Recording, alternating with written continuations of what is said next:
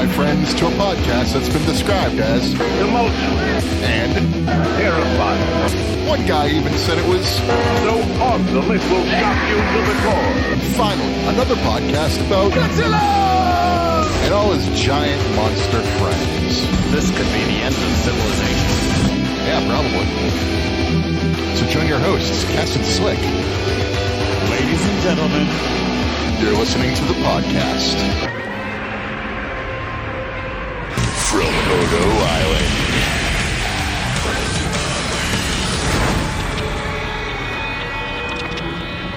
Welcome to the podcast from Odo Island. Follow us on Twitter at Odo Island Pod. I am KES, and with me as always is a man who, till now, I always got by on my own. I never really cared until I met you. Slick, how you doing? Oh, well, that was a fantastic intro.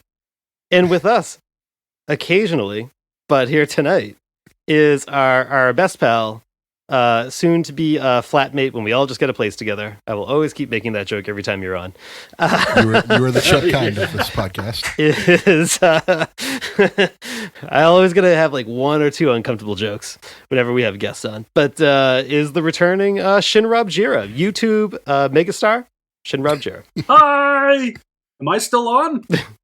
You're still on. I can see you waving and having a good old time. But that was a little prelude. But no, I mean, that is not kidding. You are quite the I think your growth from your first episode with us to now has been like huge. As one who's like kind of followed along with your channel and stuff. Has it really been that long? Holy moly. How many subscribers do you have now? Let me check the old See, it's so many he doesn't even know. 14,053.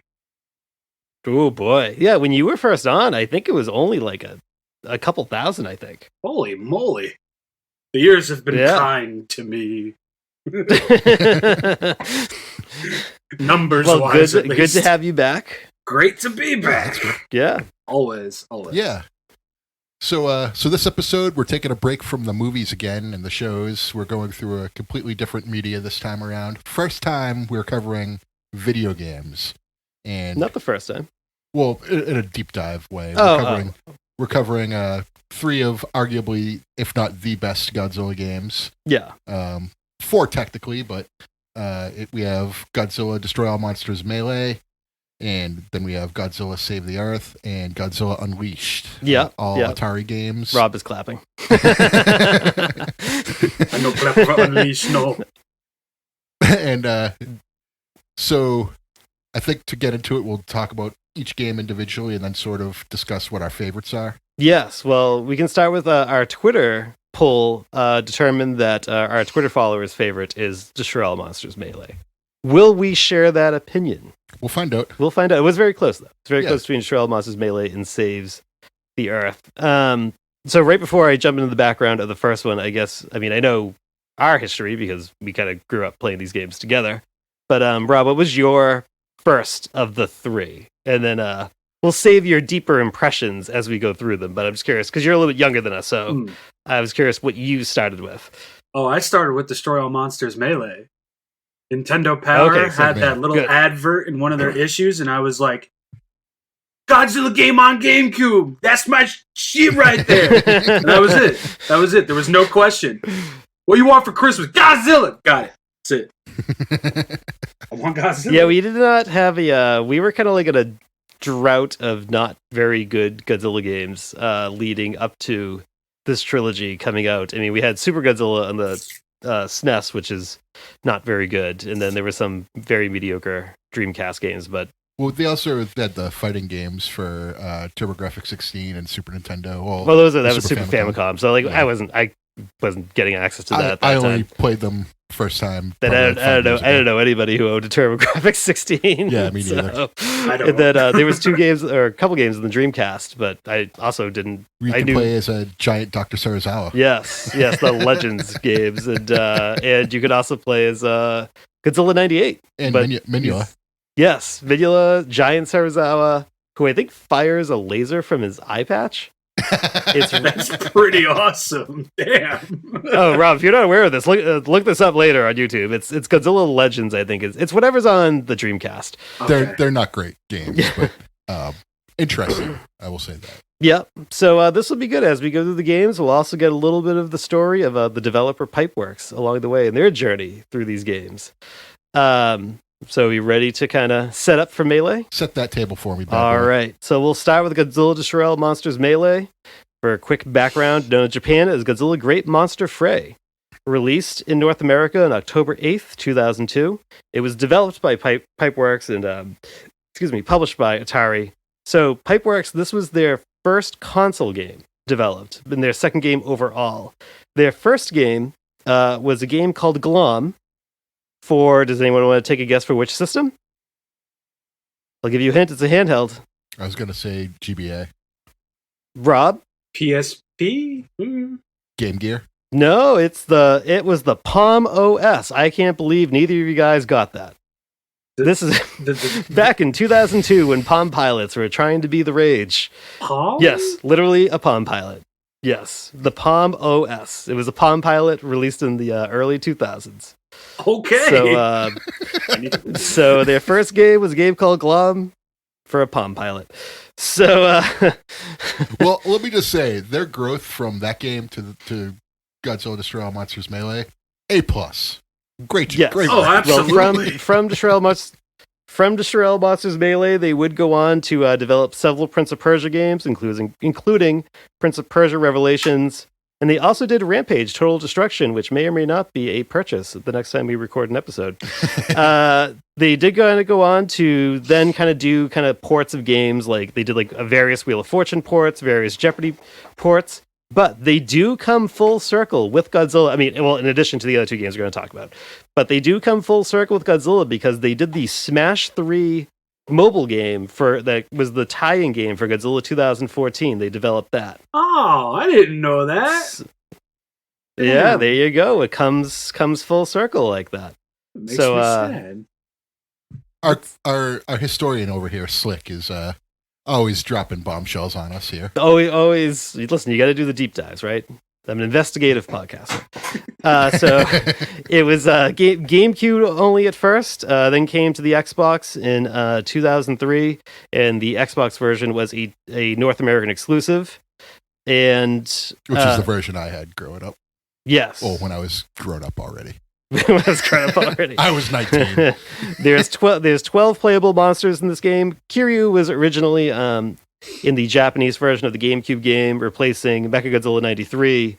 When it came to Xbox, he goes into the Xbox version. There is a DLC map in the Xbox One called Thrashberg. And basically, if you did not download it when you could download it back in 2003, you were not downloading it anymore. Yep, it's gone. Yep, gone forever. Also, you said Xbox One. This is Xbox. Did I say Xbox One? Yeah, Xbox OGs. Whoa. There was also a PS2 version that was planned, and Baragon was going to be the exclusive character in that one. Baragon was 75% done before the idea was scrapped. All right. So they just moved on to Save the Earth then with Baragon, because he's in that, right? Yes, he's in that. So there you go. There's the background of Destroy All Monsters Melee. Our thoughts. I'm going to switch this over to our guest of honor here, Rob. Break it down. How do you feel about Godzilla Destroy All Monsters Melee? I mean, it's a great first step, right? It's like whatever bumps in the road there, it's like, all right, you guys went from doing game on a Palm to now you're playing the game on a TV, so little bumps in the road here and there, that's to be perfectly expected, especially with your first major title and everything. With that being said, it's not my favorite, but it's definitely not my least favorite. I'm trying to... But no, I mean, it had a great roster. It had a great selection of levels. The music was fun. The intro and the story were great. It's a good time. Intros. Yeah, the Vortaka, the protagonist through this entire trilogy. So Cinema.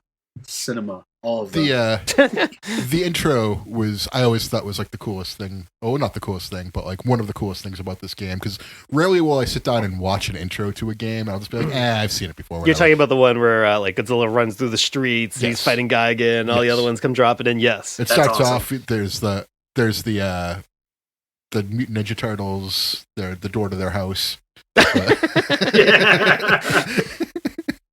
and then it's like shaking. Godzilla shows up. Yeah, it's all well done for a video game from the early 2000s. I think a lot of you could tell they put some effort into that. Yeah, so absolutely. I thought it was a good way to introduce the game, and then it comes in. You get like this like fiery screen, and everything's like in fire. It's like this voice is like, select your player. You know, if you're gonna miss this melee, you may be dead or in jail, and if you're in jail, break out.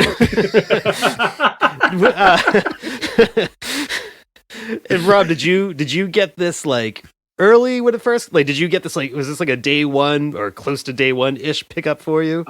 When I was young, well, back in those days when I was young, I should say, I wasn't really aware of release dates. I was very closed-minded, so I just thought they all either came out at the beginning or the end of every month, so I was under the impression that it came out on Christmas Day, and somehow that's just how it worked. But I got it for Christmas the year it came out. I think, what year did it come out? 2002?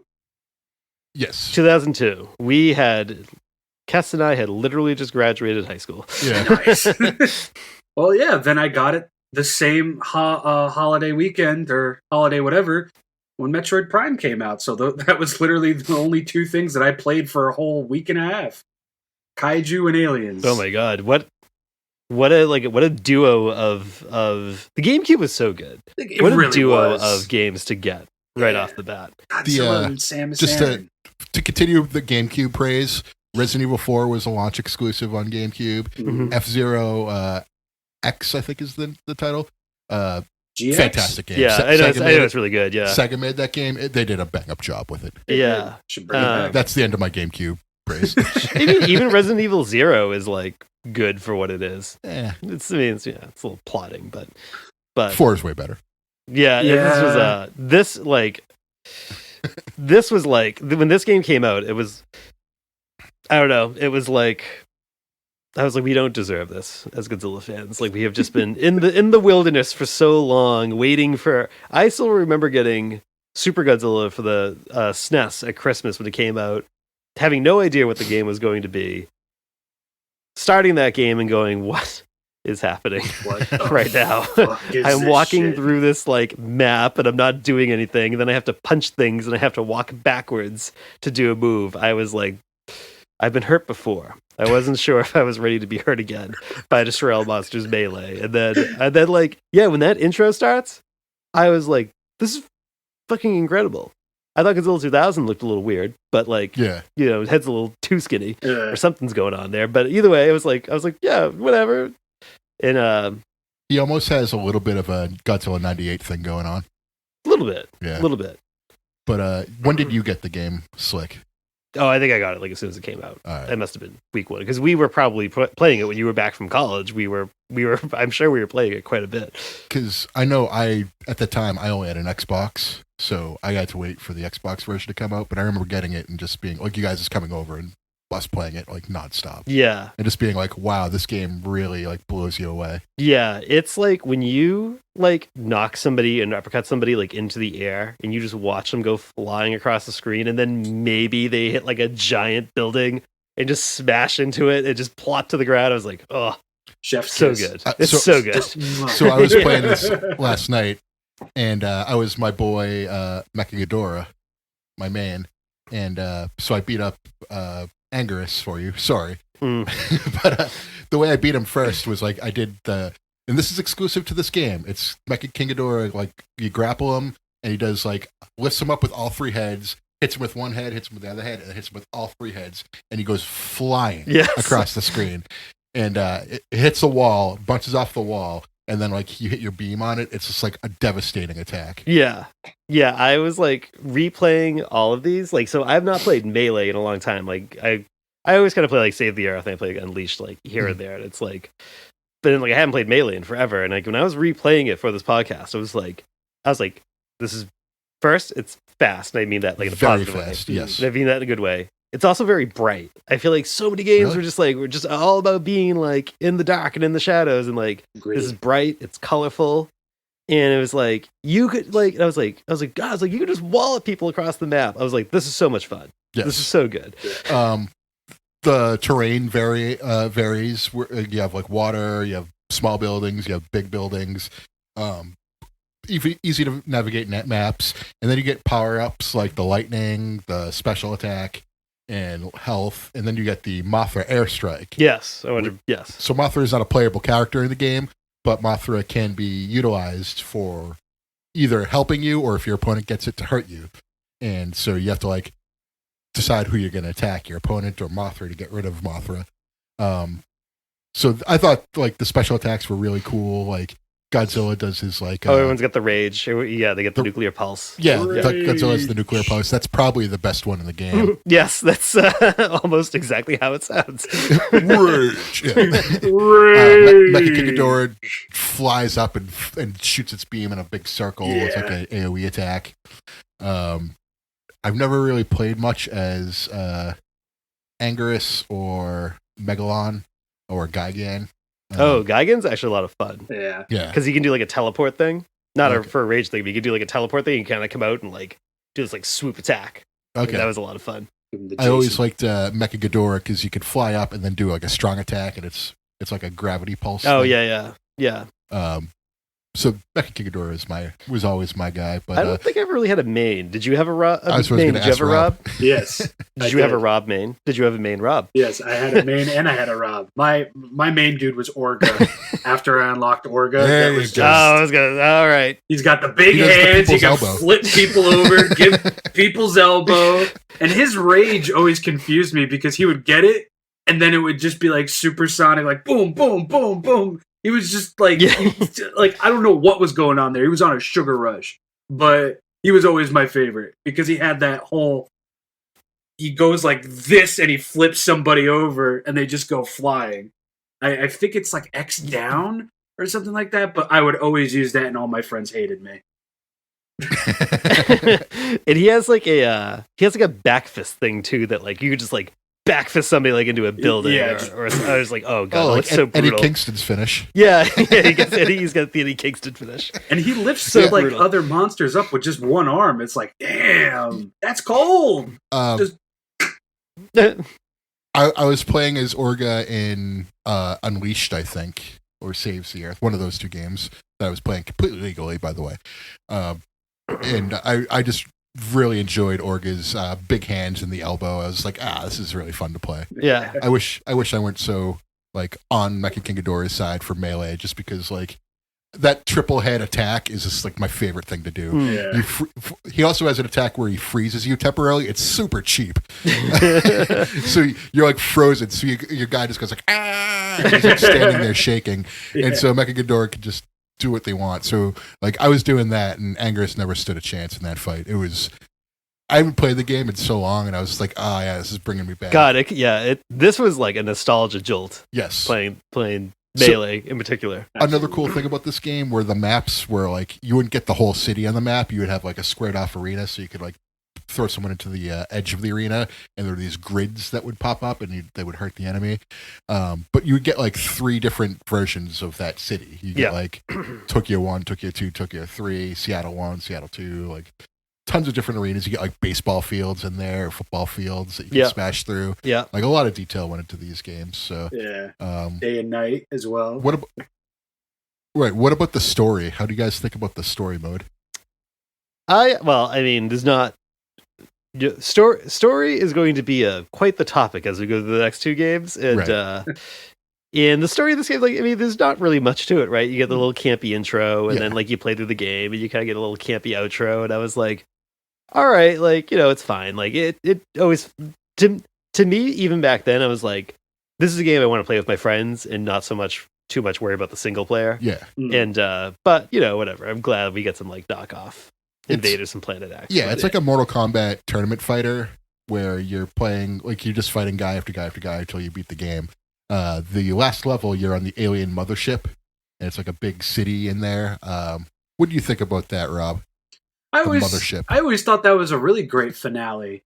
I don't remember I think if you played as Mechagodzilla instead of you'd face I think Orga at the end.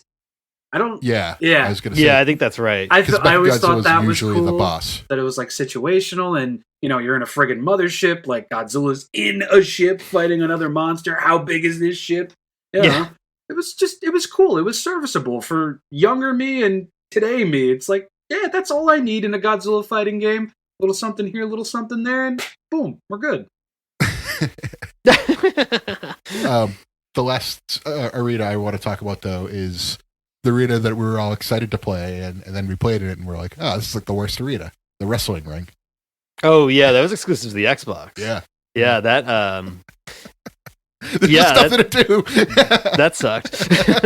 It's like we were all so looking forward. I was like, oh, you get to fight in a ring. Oh, this is going to be so cool. And then we get there, just like... I love it when all of our hobbies and interests collide. I've never played that, so... And then we were let down. Yeah, I like I said, growing up, I only had Xbox, so that was the version I had to play. And I remember the cool thing about Xbox that you could put CDs in and like rip the CD to the Xbox, so you could like play music as you played video games and get rid of the in-game soundtrack. The in-game soundtrack isn't bad for this game, but like playing it to like stuff that you really like is like so much better too. It's like such an added little sliver to the game that I always enjoyed. Yeah. So I think it'll be good when we move to Save the Earth, because they did make like a lot of like little tweaks between the two games. Mm-hmm. It's like they feel similar but different enough. And I think as we segue to Save the Earth, like I think it'll be good to kind of bounce back and forth, and kind of like, especially now that we all just play these like back to back. Yes. Like so.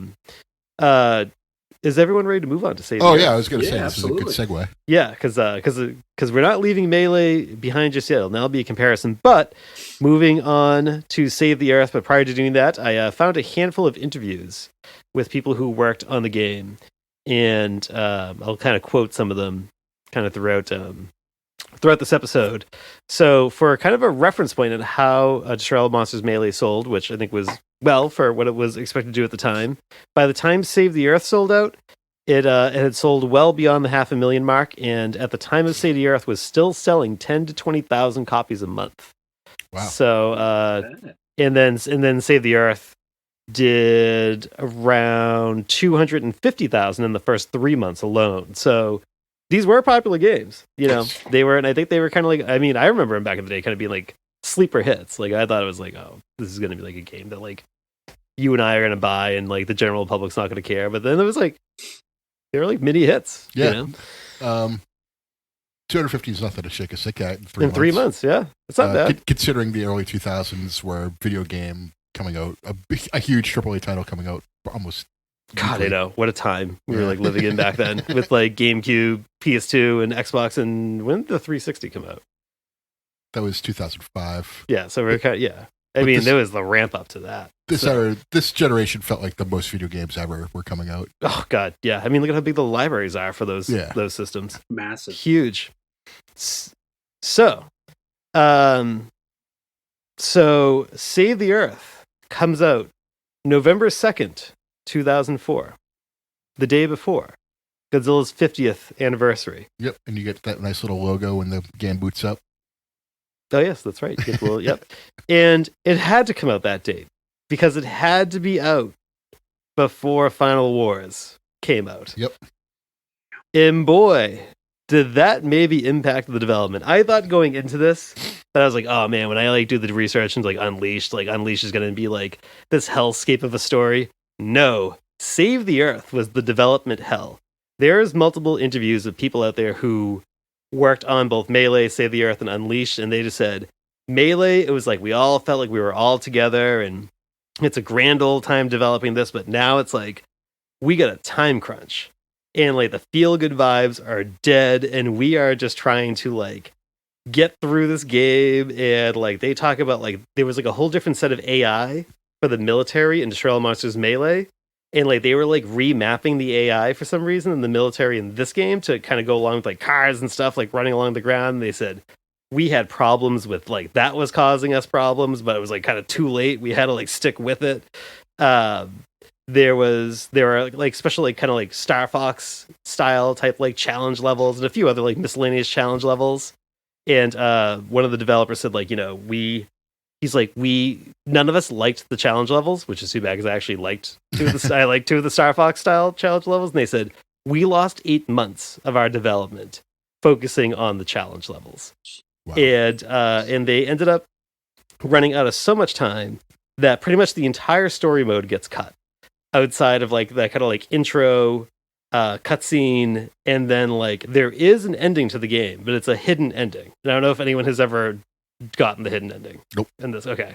So there's a hidden ending where if you beat the game on hard as anybody but Space Godzilla, you will get an ending where Space Godzilla gets sucked back into the void and the vortex away. But there's nothing in between. But this is what the story was supposed to be originally, before they had to cut it all. So originally you were going to select your own monster, but then you were going to be forced into certain snares where you had to use certain monsters. There was going to be a reporter character, and you would follow her through the entire story.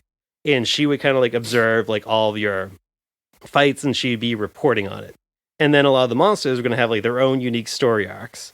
And a lot of times they were going to overlap. And they approximated about 60% of the monsters were going to have overlapping story arcs with each other.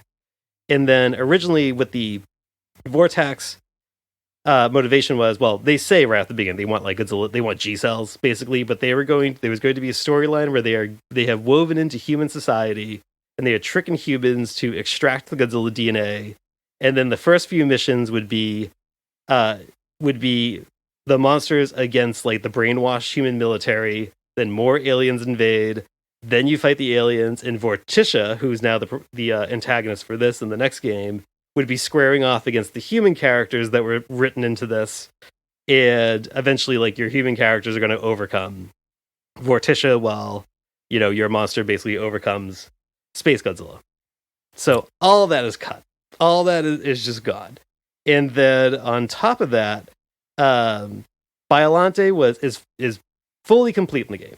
But you cannot play as Biollante. But Biollante is in the game's code, fully complete, and they just said, you know, like Atari could not reach a deal for Pipeworks with Toho to complete the licensing for Biollante, because Toho was just, I don't know, they want a bunch of money to like license everybody, but they completed Biollante and they shipped the game with Biollante unplayable. You can hack Biollante into the game. Okay. But you cannot. But yeah, they were just like, yeah, we had to wall off Biollante because for whatever reason Toho just had to spend so much time like haggling with us over her rights. And then finally on this one had online play for both the PS2 and the Xbox. I don't know anybody who had the PS2 modem. So this was really not an online time. No, it was not. And talking about how they lost more time, implementing the online play took 11 months. Oh my God. So what a like now I will say, shifting into my thoughts on the game, this was always my favorite of the three. Yeah, an expanded roster. It was more like the areas were more like narrowed down to like one area, but they're bigger. We get Boston. Yeah. But with the Red Mittens park. Yeah. Bigger roster. It controls pretty much the same. Moves are switched around. But before I give my thoughts, I want to hear what Rob thinks of Save the Earth. Well, I think you spoiled it a little bit going in. Maybe not. Maybe I'm about to be proved wrong. So no, Godzilla Save the Earth is my favorite of the three. I mean, how could it not be? You got this crazy roster and everything. Like, you have to buy your own characters with in-game cash and everything. It was just so cool. But I had to wait like 5 years just to play this because I didn't have an Xbox or a PlayStation 2 at the time this came out. So around 2000. No, not 5 years. Around 2005 or 6, I finally got an Xbox and then a 360, and this was like the second thing I picked up. But anyway, Rulers of Earth. Wow, Save the Earth, Save the Earth. That's we'll have you back for the comic book episode. All right, I'm down for it. I'll reread them. But no, Save the Earth is definitely my favorite. I feel like, as far as it goes and compared to Melee, obviously it offered more, but I feel like they were able to do more with it as well. The challenge modes, I love the challenge modes. I'm sorry if you don't like the challenge modes. All right, I thought I'm alone on that. I love the challenge modes. So if the developers who works in the game are listening to that, we appreciated your work. Absolutely. Hours and hours of fun. Yeah. Hours and hours. And yeah, I think it was the perfect step up from Melee. That's how I'll put it. Agreed. Perfect step up from Melee. You added just enough, not just a much.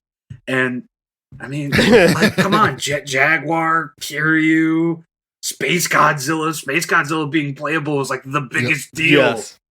He's like all telekinetic and his arms are friggin' like, dude, it was awesome. I'm glad you mentioned Jet Jaguar because like that spinning uppercut thing that he has. Oh. Do you remember like how many hours we would just like literally do the spinning uppercut to each other that he had? I was going to say, this was pretty much my introduction to Jet Jaguar. Probably a lot of people. Yeah. So I remember him like getting smaller and getting bigger during fights, and we would play this exclusively at your house because I never had this game. Yeah. And I just remember one of us playing as Jet Jaguar in pretty much every fight. I distinctly remember he was such an enjoyable character. Ourself, you, and one of our mutual friends. We would do 3-way Jet Jaguar matches because of how ridiculous Jet Jaguar was. Hell yeah. So hard to keep track of that. Yeah, because when you get small, you can go like sprinting like all through, and then it's like, but that spinning uppercut thing was just hilarious. Like perfect. Like I said, my introduction to Jet Jaguar, I think, because like I said, I was never really too big into the Godzilla movies growing up until I became an adult. But like these games were like super fun for me, and definitely Jet Jaguar was a huge thing for us. I think that was the highlight. And then I never really played this game until like yesterday. No. So I really never played the challenge levels. I never did the story mode or anything like that. Like I legit just like downloaded the game and was just like, all right, let's see how it is. And I punched in the code to unlock everything. Yeah. And all the arenas and stuff.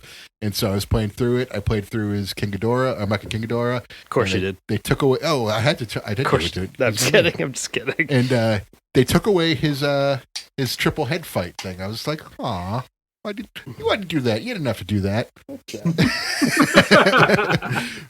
but I was still able to whoop some Baragon butt doing that. So that was fun. Rob, did you have a main in this one? My mains were Jet Jaguar, Space Godzilla, and Orga.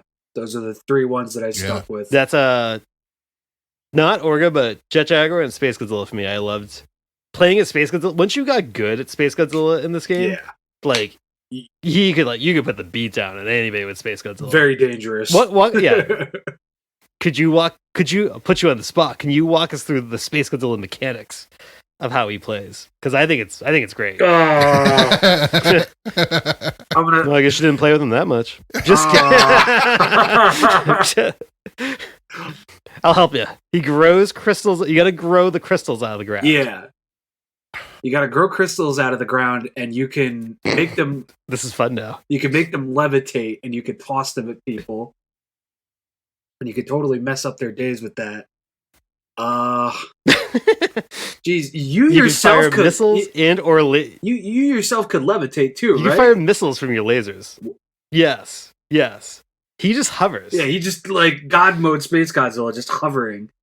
Oh man, I'm drawing a blank here, and he was my main. Jesus, he had the cheese move with the crystals was so you could either fire the levitation rays, or you could fire the homing missiles. And if you had all the homing missiles up, or all the crystals up, and you just kept launching homing missiles, it's so hard to get to you. Oh damn! And then I just levitated. Then he had one of my favorites was that he would create a crystal in his hand, and he would just club somebody with a crystal in his hand. I was like, this is the best. I always pictured him as being the Sandman, the Singapore cage, just because it just comes down. And I was like, it's fantastic stuff. I thought I did play as a bunch of different characters in this. I didn't just play a couple matches. I tried to play with every single character, or at least if I didn't play that character, I fought against them. Yeah. And so I got a pretty good idea of who's in the game and what they look like. And I think they did a really good job with Godzilla 90s in this game. He was fun to play as. Godzilla 2000, not as much in my opinion, but 90s I really Did you do enjoyed. Godzilla 90s Rage Attack? Because that's my favorite Rage Attack in the game. I don't recall. He just plants his feet, drops his arms, and just fires like a huge radioactive blast, and it just blows people across the map. I might have. Oh my god, it's so it's good. like a big orange blast, isn't it? It's just, and this one is just blue. Okay. It's so satisfying to hit people with it in this game. But like, I played as Orga, did the People's Elbow, like enjoyed that. Didn't play as Space Godzilla, although now I'm regretting it. I did play as Jet Jaguar again, and I thoroughly enjoyed it. He was running around like a menace. I think overall, I probably enjoyed playing as Jet Jaguar the most again, and then maybe Godzilla 90s second, and then Mecha King Ghidorah, or maybe Orga third. Yeah. So I guess like little things that are different for this game. One negative, but then also one major positive to me is that like they slowed a little bit of the not by a lot, but they slowed the combat down like a tiny little bit. I could tell this game. I could definitely tell that it was slowed down. You don't get as much air when you uppercut somebody into the air. You still get a lot of air, but not as much air. It's more reality based. Like reality, it's giant monsters fighting. it's like more reality physics based in that area. It definitely felt more like monsters fighting than the previous one, where you feel like you're just not guys in suits, like people in suits, but it definitely felt like Melee was like, here comes the pain, and then Save the Earth is more like SmackDown versus Raw. Yeah. Although then Destroya has like this like gravity pulse secondary attack thing that like just blows people across the screen. Yeah. And like also Destroya was really fun to play as the energy sword. That was great. I played Destroya in Melee, and just to get him up, and the horn that comes up. Yeah. Yep. But one thing this game had, like, here's what I like. So when I was actually playing these two back to back, it was almost kind of like, I was like, Melee, like, almost feels a little bit better. Not like drastically better, but I was also like, Save the Earth has, the bigger roster. It has those cool Star Fox knockoff levels. That basketball challenge level that can go away and never come back. But it also it has the 4-way Melee mode that like you can do single player, and Melee didn't have that. You could only do that multiplayer. Yes, but this like you can do it against like CPU opponents, and it's like I love that you can just do 10 minutes, make it point based, so it's just like a wild scramble for like 10 minutes, and it's like. That is so much fun. Yeah. Playing through that was, I think, to me, Save the Earth having all that stuff, makes me give it the nod over Melee. Okay. To me. I'm not revealing my hand until the end, because we still have more games to go. We do. Would you mind setting that table for me, pal? Anything else? Anything else at this point on Save the Earth? There was a Millennium in it, and that was really cool. Oh yes, actually, that's a pretty good point. The Millenniums in it, that challenge is really hard. I was playing that challenge last night. I was like, this sucks. It's like the 3 stages of hell with Orga, and it's like you got to beat.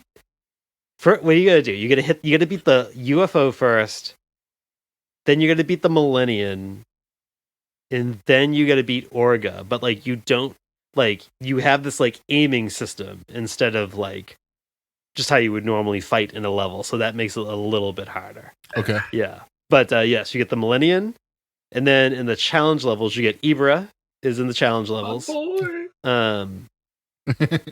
Your boy Ibra, he's underwater with a giant submarine for some reason. Yeah, why do I want to go surfing? It's still unplayable. And we also get Space Godzilla in a.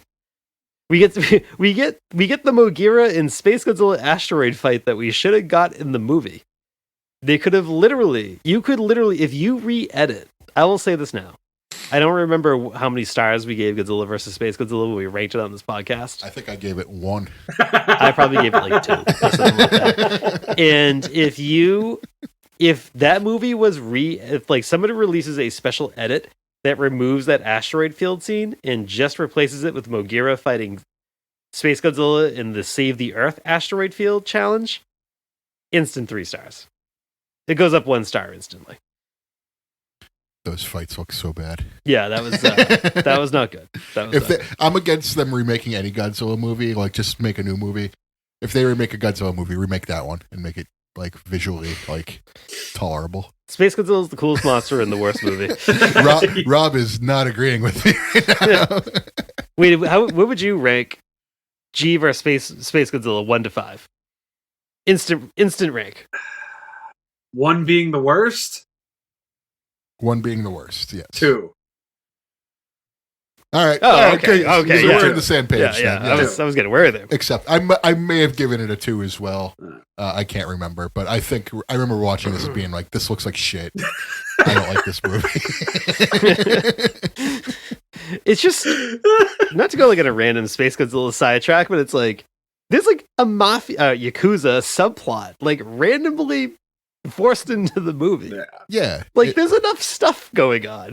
Like there's a freaking Godzilla from guys space living on an island. Yeah. It's like we don't need no Yakuza. He's in the Legion of Doom. This man came from the sky.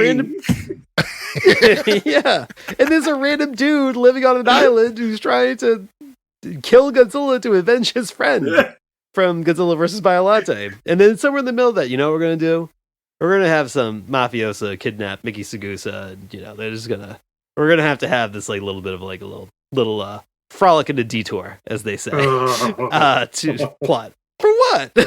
It makes no sense. Why is it there? Maybe they owed money to the Yakuza. Oh God, that's my. That's what I'm going with. They owed money to the Yakuza, and they said, "Listen, we need a numbers are down. We need an appearance in the movie to get our numbers back up." That's my headcanon. Don't. Is there any Yakuza Gabagool?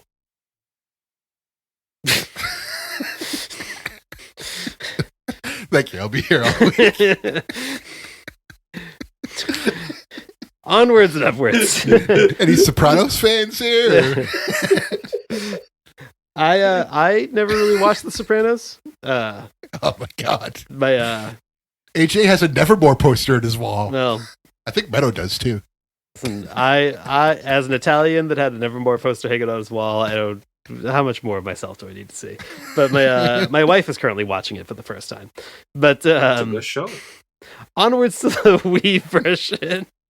So that brings us to Godzilla Unleashed. Ooh. And Rob, you are absolutely going to talk about the DS version for a moment. But it was released in. You said it offline. I'm holding you to it. Alrighty. So.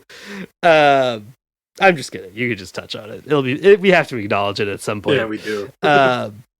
So this was released on December 5th, 2007. 26 monsters in the Wii version. And significant amount in the PlayStation 2 version as well. Yeah, the PlayStation Not as many, but... No, the PlayStation 2 one has 20. Yeah. But it has a special like custom monster for the game. Yeah, so there's 2 original monsters in this game, and there was, I think it was 6 or 8 different original creations were put to like a vote contest. Yes, I remember the voting contest. Well, the vote was slightly rigged because Crystalak was always going to be in the game. That was like non-negotiable. Crystalak is always making the game. The other ones were to be voted in. Although I feel like they were not 100% clear with saying that Crystalak, that one's always going to be in the game. Okay. I can safely say that I have probably used those original creations 0 to 1 times. Wow. In my play I've used it more than you then, huh? I probably did. I'm going to guess I did them once just to know what they did. And then I was like, what? Why are we doing this? Why are these here? Okay. Okay. So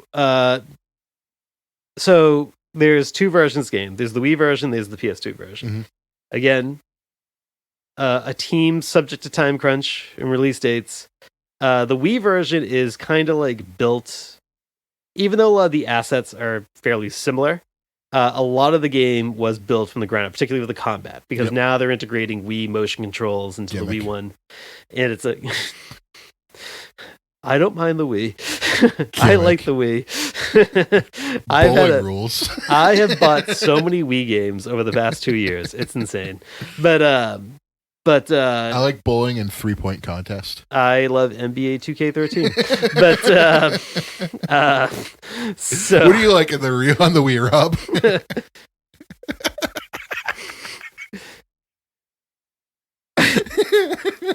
Rob is melting on his end. Also, I'm going to go on record and I'm going to say the best way to play Resident Evil 4 is on the Wii. Bullshit. Oh, you heard it. Bullshit. You heard it here. Got some hot Right takes here. tonight. Right here.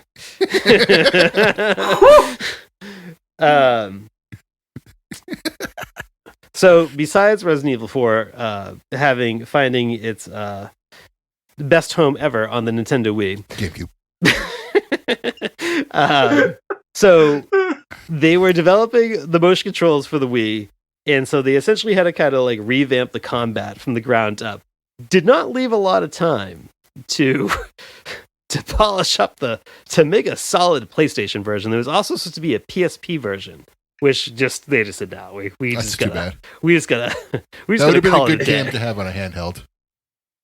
Yeah, but something goes wrong with the PS2 version. They don't optimize it correctly. It's very sluggish. It's very choppy. It's essentially just basically a reskin of Save the Earth. And Yep. when you're playing the story mode, like the audio for the cutscenes, like it doesn't sync up. It's like way off. It's like everything is just kind of like just not properly optimized. Gotcha. And we've all kind of joked about this like offline that it's like they were like, well, we got to put Batra in this game.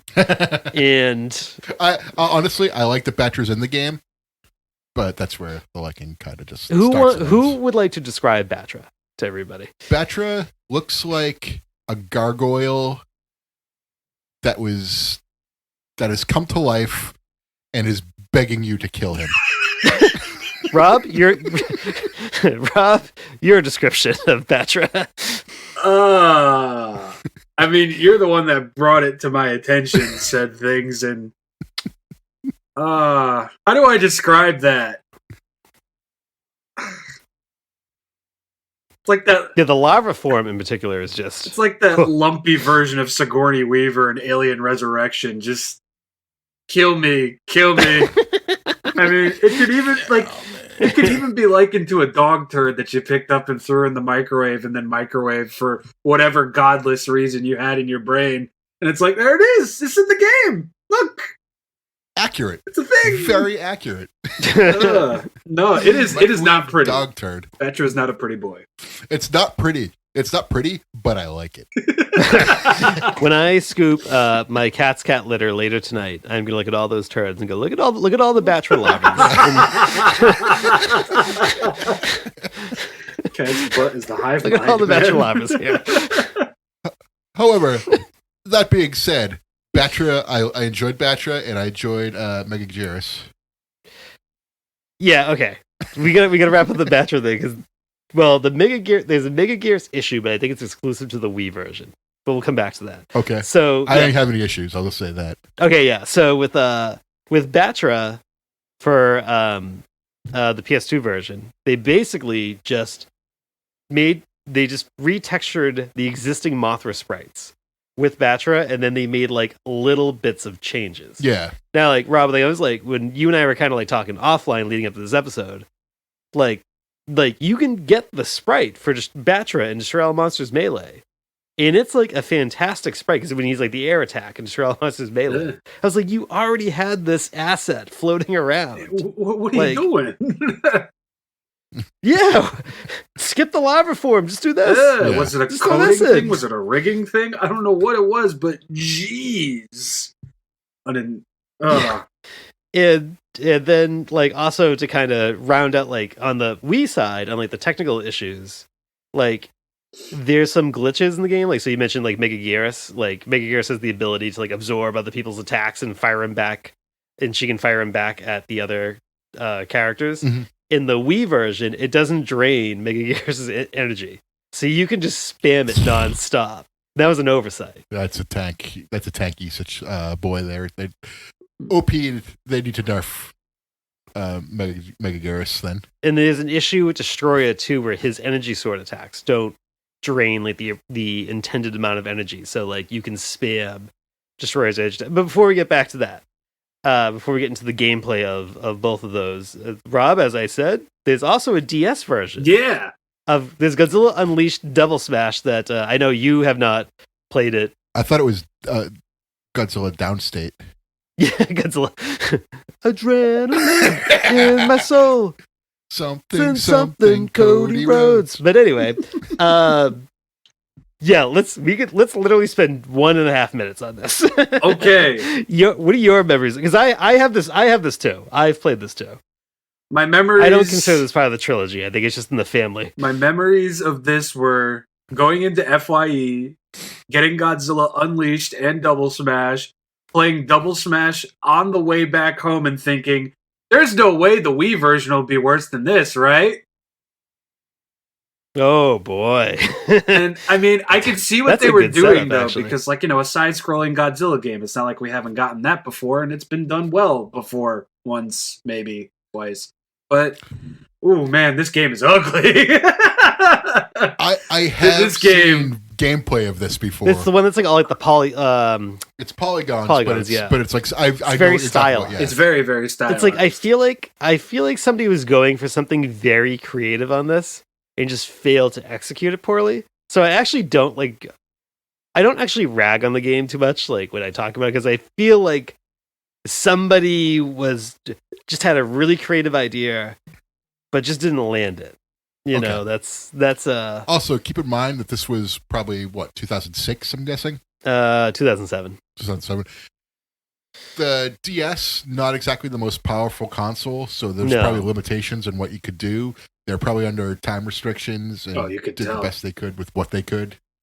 But I've seen gameplay of this, and it's like you're fighting as Godzilla, you're going across the screen, and then you fight a giant King Ghidorah. Yes, well, yeah, you fight. Yeah, I feel like which giant you're supposed to be. Biolante, too.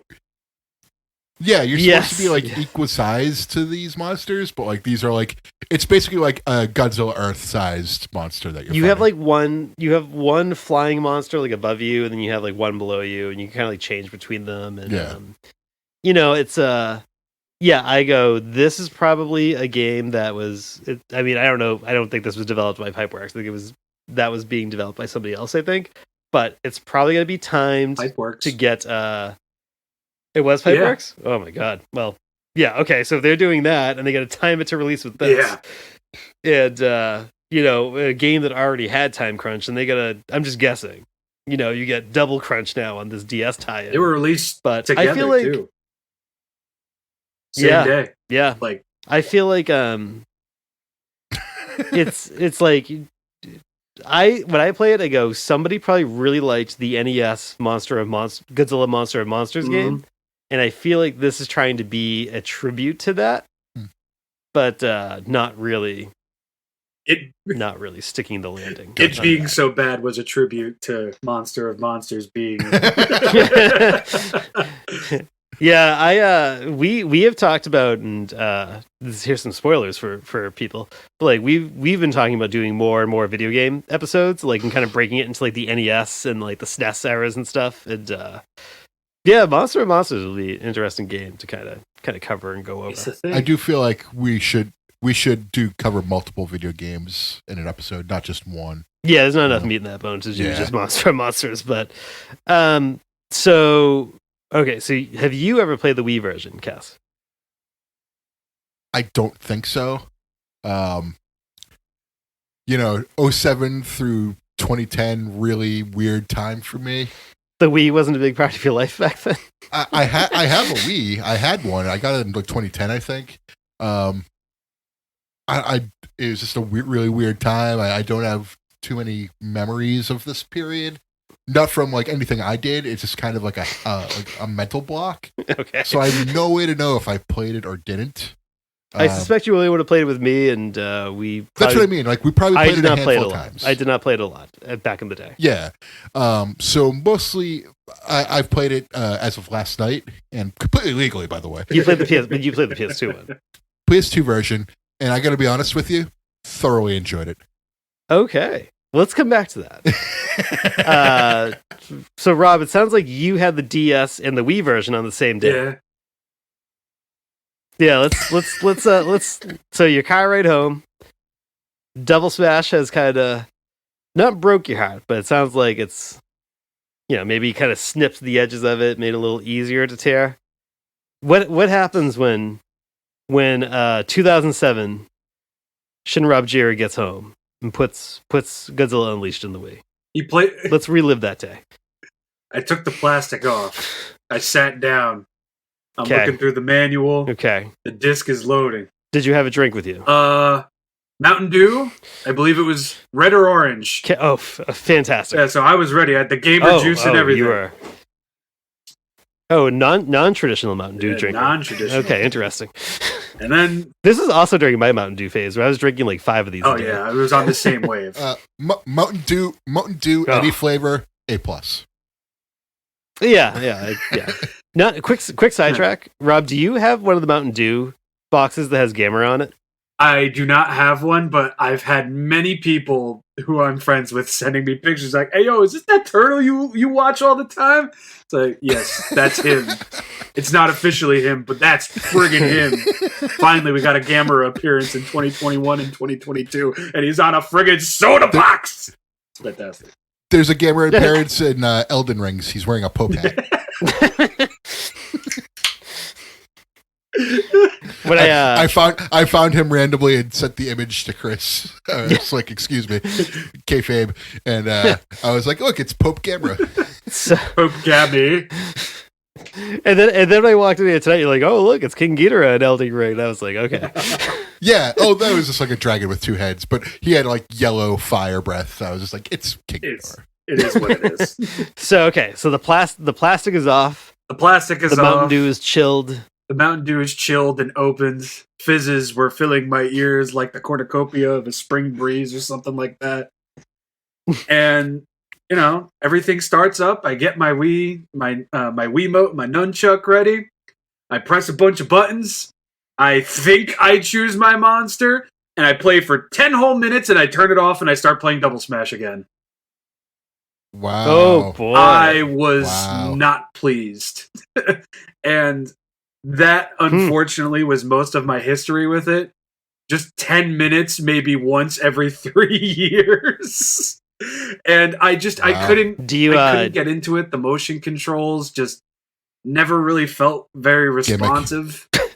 And so did you really get into Double Smash then? Did you really enjoy Double Smash? I ended up going through all of Double Smash at one point, I'm pretty sure. I'd have to toss it in my DS, but yeah, I did too. I ended up playing Double Smash more than just Vanilla Unleashed because I really couldn't get through much, and even in my most recent attempt, it really didn't go anywhere.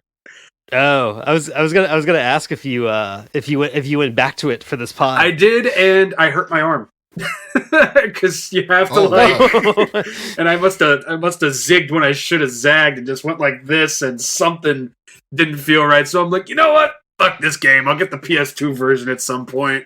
And yeah, KES history lesson. I broke my collarbone in 2008, 2009. And it never healed right. I've always had issues with my right shoulder ever since. And Wii games have always been difficult for me just for that. But the other reason I don't like Wii games is because the technology just wasn't there for my gameplay style. So I was going way faster than what the game could process. Especially for Twilight I couldn't slow down. Mm. For me, it was Skyward Sword was really the heartbreaking game for me. Since I got it on Switch though, I really like the game. I do too, 100%. But on the Wii, I always hated it just because it would never quite register what I was doing right. Yeah, and it's the technology. Even when they improved it with the gyroscope, it still wasn't quite right. It was always a little bit behind and couldn't process my movements. So it just never landed for me. So I played the PS2 version. And I honestly liked it. Really? Did you find you had there was lag, there was there was there's choppiness, yes. Yeah. I could still play it. Mm. So I get what people are saying when they say that's a huge issue, and it is, but it's still playable to me. So I enjoyed it. I don't think it was bad. I thought it was good. It was just a reskin of Saves the Earth to me with more characters. Obsidian, awesome. Really? Awesome name. Yeah. All right. That's what when you were talking about the additional characters, like, oh, interesting, because I'm gonna blow your mind. Yeah, Obsidian. Yeah, that is I enjoy Obsidian. All right. Well, like I actually don't mind playing particularly the Wii version of Unleashed. I think maybe next time I do, I'll give Obsidian a whirl. I don't know if I've ever actually. Obsidian's the one for sure that I feel like I can't recall if I ever used Obsidian or not. He's a black and orange boy. He's a whooping boy. Blew up our spot. One thing I want to touch on this game does that I think is actually pretty cool and pretty unique, but I think again this is another game that some of the story didn't get polished as much as it could have. There is a unique... So when you play the story mode in this game, of which there is quite a bit of story for what it is. I didn't play any of it. Oh, okay. So in this story, Vorticia from Save the Earth is back. They're reinvading. Crystals are appearing all over the Earth. It's causing natural disasters all over the Earth, although that leads to a critique that, like, you just don't have any, like, straight up, like, plain old cities to fight in. Everything's either flooded or, like, got lava flowing through it. Like, I didn't like that. But the kaiju are broken into factions. They're broken into Earth Defenders, the Global Defense Force, the Aliens, and the Mutants. And so when you play through the story mode, it's not often a one-on-one match. It's usually like a 3-way or a 4-way match with kaiju from these different factions. And it's like bare bones. I shouldn't say bare bones, but it's not super complex. But those factions will form alliances and or feuds with each other as the game goes, and how you act during the levels will either form alliances or feuds with the other factions. Okay. So, like, if you are playing as an Earth Defender, which is like Godzilla, Anguirus, Varan, stuff like that, and you always help the Global Defense Force, like the Mechagodzillas, when you are in a future level with the Global Defense Force, they will support you and work with you against the other ones. And I always thought that was like kind of a cool little concept, but it doesn't ultimately lead to really anything. It just like, kind of changes how like the monsters respond to you, and how the military responds to you like through the level. So cool little thing. I feel like I wish it was taken a little bit deeper. But like, it's like you get like a rating at the end of every level of like where everyone's alliances are kind of standing. So it's cool. I thought that was a nice little touch. I feel like that would have been something if Save the Earth had like a deep story mode and that was dropped in Save the Earth. That would have been cool. But there's different endings based on which faction you play as. There's like, either the aliens can win. There's one where I think Space Godzilla is basically kind of assumed to be like the ultimate evil in this game. Like in Space Godzilla's crystals can just consume the entire Earth, or like, the kaiju win or the military win. Yeah, and they made the crystals the power-ups in this game too. Yeah. You can get too corrupted by like the some of the power-ups, and like even though like you may have saved the Earth, you like kind of failed to save the Earth because you got so corrupted by the rage mode. Right. It's not the rage modes anymore, it's power surges or whatever it's called in this game. And I don't know, cool stuff that's just kind of like haphazardly implemented, but there is a whole story of like like the Earth forces are working against the aliens, and like one of the guys that's like working with like the military like steals the Gotengo and like kind of goes crazy, goes like rogue, and he's like kind of going rogue against like humanity and the aliens, and like you gotta fight him and you gotta fight the Gotengo in a level. Like so many cool concepts, just not really delivered in a super polished game, and not a very balanced game. Like I played this game as Varan recently, and like Varan has this like one attack where you can just kind of quickly swing the Wii remote. It's kind of like a shoulder tackle type move. And if you catch somebody in that, you can just spam it until they're dead. And like I literally spent 20 minutes just going. Audio podcast. I'm flapping my arm left and right, and I basically plowed through like 90% of the game just doing. Okay. Yeah. And Varan's tiny in the game.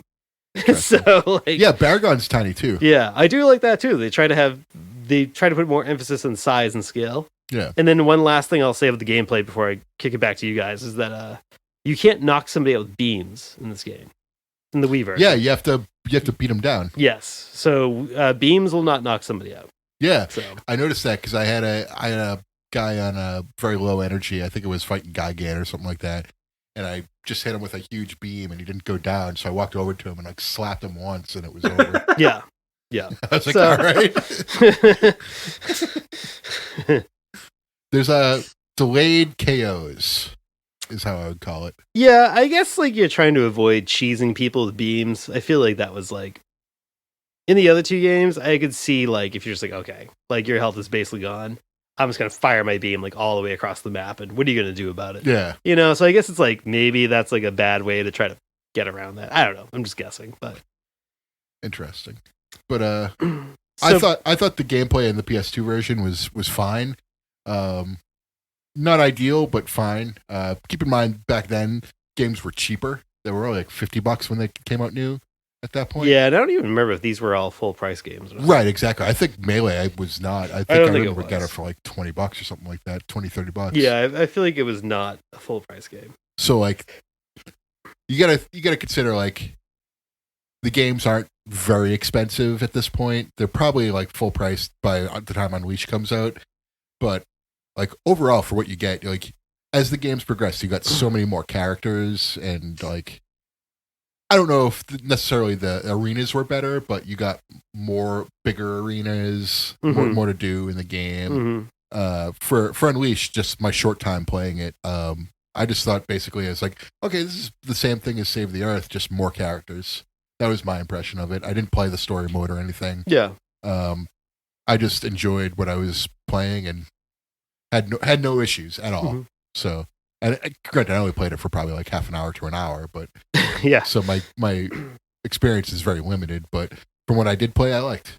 Okay, Rob, you're before we get into ranking all three, your closing thoughts on Unleashed, either version. Did you play the PS2 version? No, never. Ever? Oh God. Okay. I did not play it until recently because it was just like I never played it until like about a year ago, and I found it really cheap on Mercari, and I bought it, and I was like, oh boy. But yes, your closing thoughts on Unleashed, and then we will rank all three.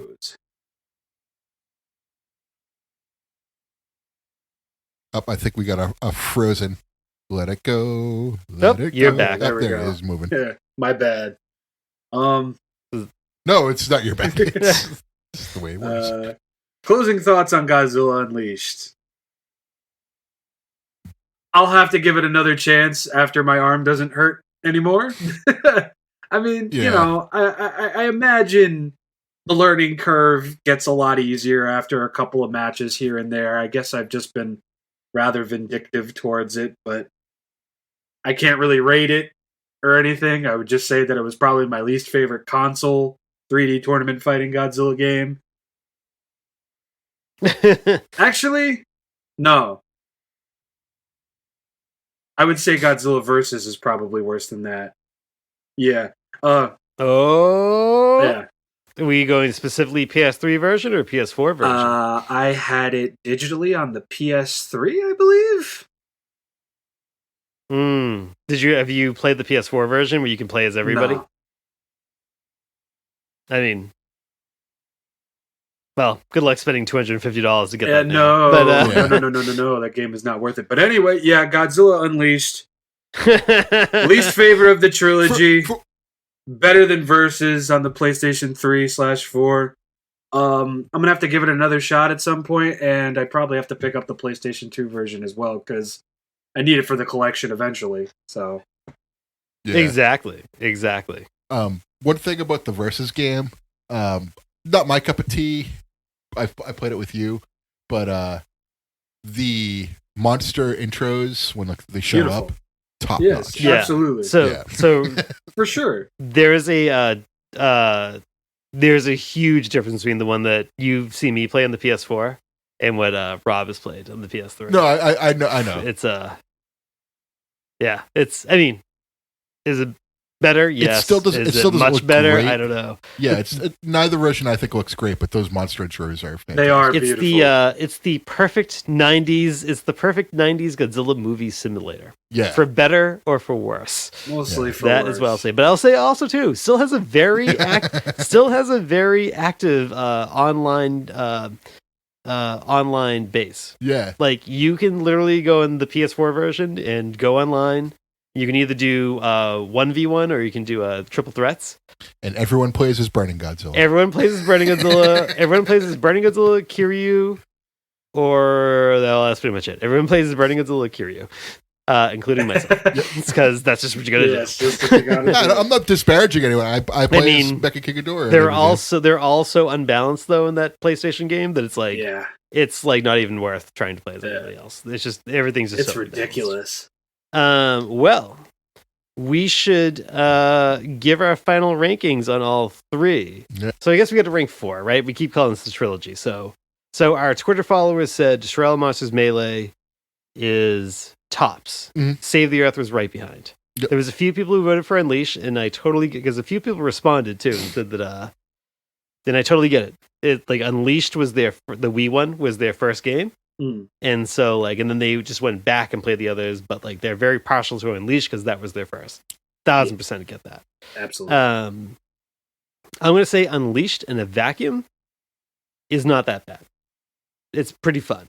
Yeah. But when you have those other two games to compare it to, like I was doing back in the day, I was like, this is not Save the Earth. This is not Melee. Sure. But in retrospect, the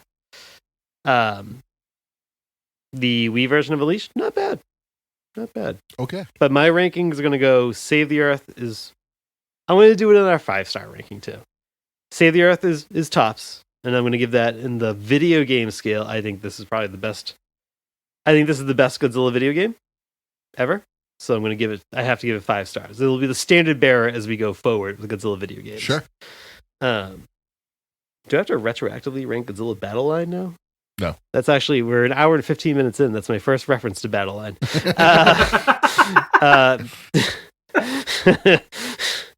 Proud of myself. Addictions are hard. Destroy All Monsters Melee. You drink so much cream, dude. Destroy All Monsters Melee is right behind it. And I think that will be the 4-star tier. And if it just had more... Like if it had the melee mode that you could do single player, I might actually give it the nod. But and then the Wii Unleashed version, I guess is going to be my 3-star game, and the PS2 one's going to be my 1-star game. Okay, sure. I'm going to turn the tables over to you, Rob. How you feeling about these rankings? Pretty much the same. You can sub in double smash, double smash in place of the PS2 Unleashed. You can sub that in. What about Domination? Yeah, I've been tabling Domination to be part of a special Game Boy episode. Okay, all right. So I'll keep. Godzilla Save the Earth is definitely going to be my number 1. I would give that 5 stars as well. Destroy All Monsters Melee, my number 2, 4.5. Are we doing the points here? Yeah, you already did it. You already did it. No, okay. And then Godzilla We're not Unleashed strict about these. on the Wii. No, Godzilla Unleashed Double Smash with 2 stars for my number 3, and then Godzilla Unleashed is my number 4 for 1 star. 1 star. 1 star. All right. 1 star. All right. So now I'm revealing my hand. I am discussing how I feel about these games.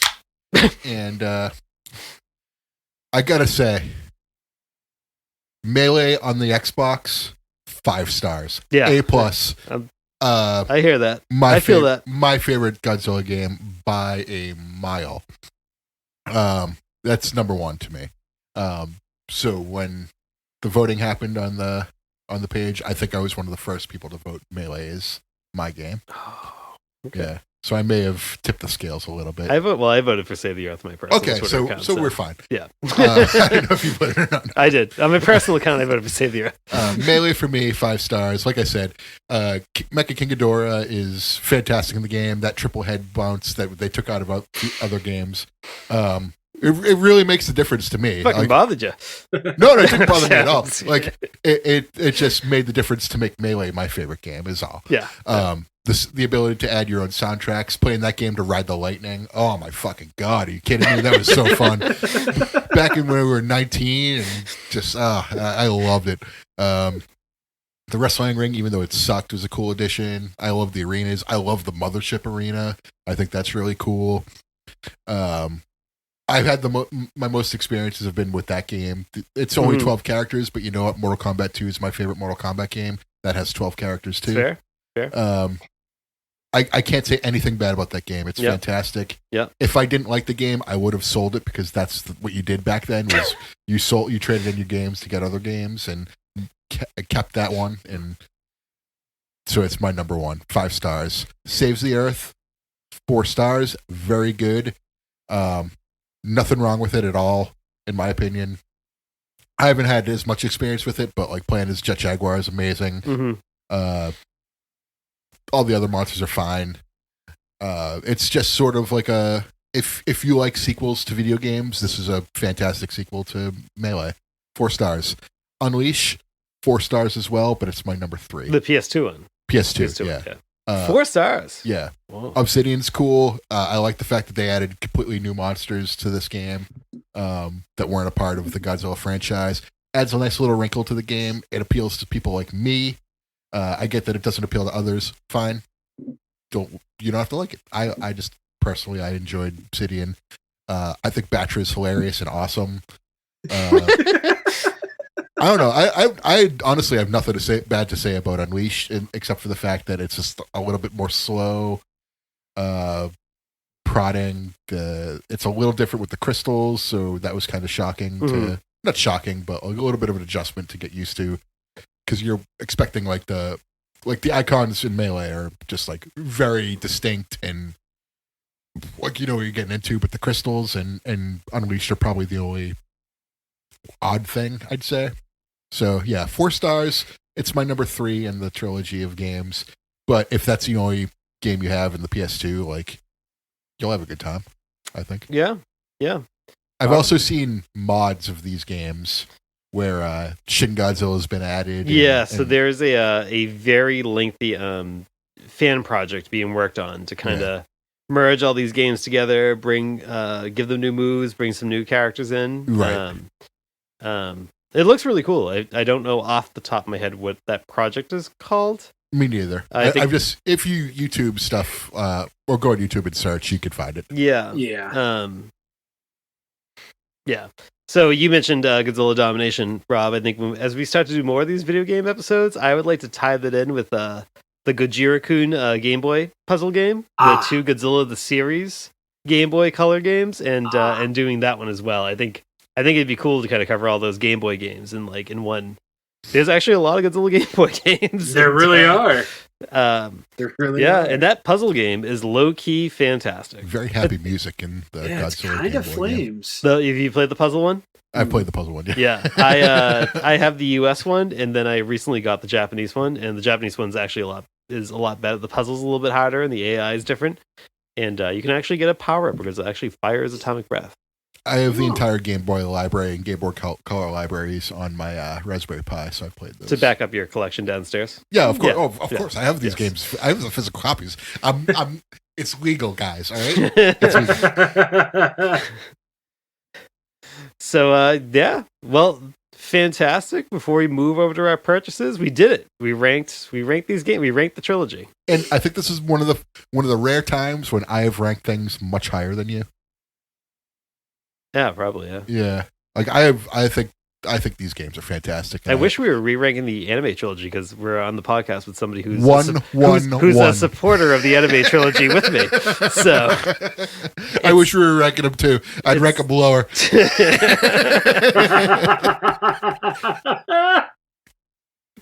Before we shift into purchases, I'll say this really quick. I came back from something festive around my birthday. Maybe, I don't know, maybe it was just after my birthday. I went back to my house really drunk and I said, I want to watch a Godzilla movie. And I watched Planet Eater.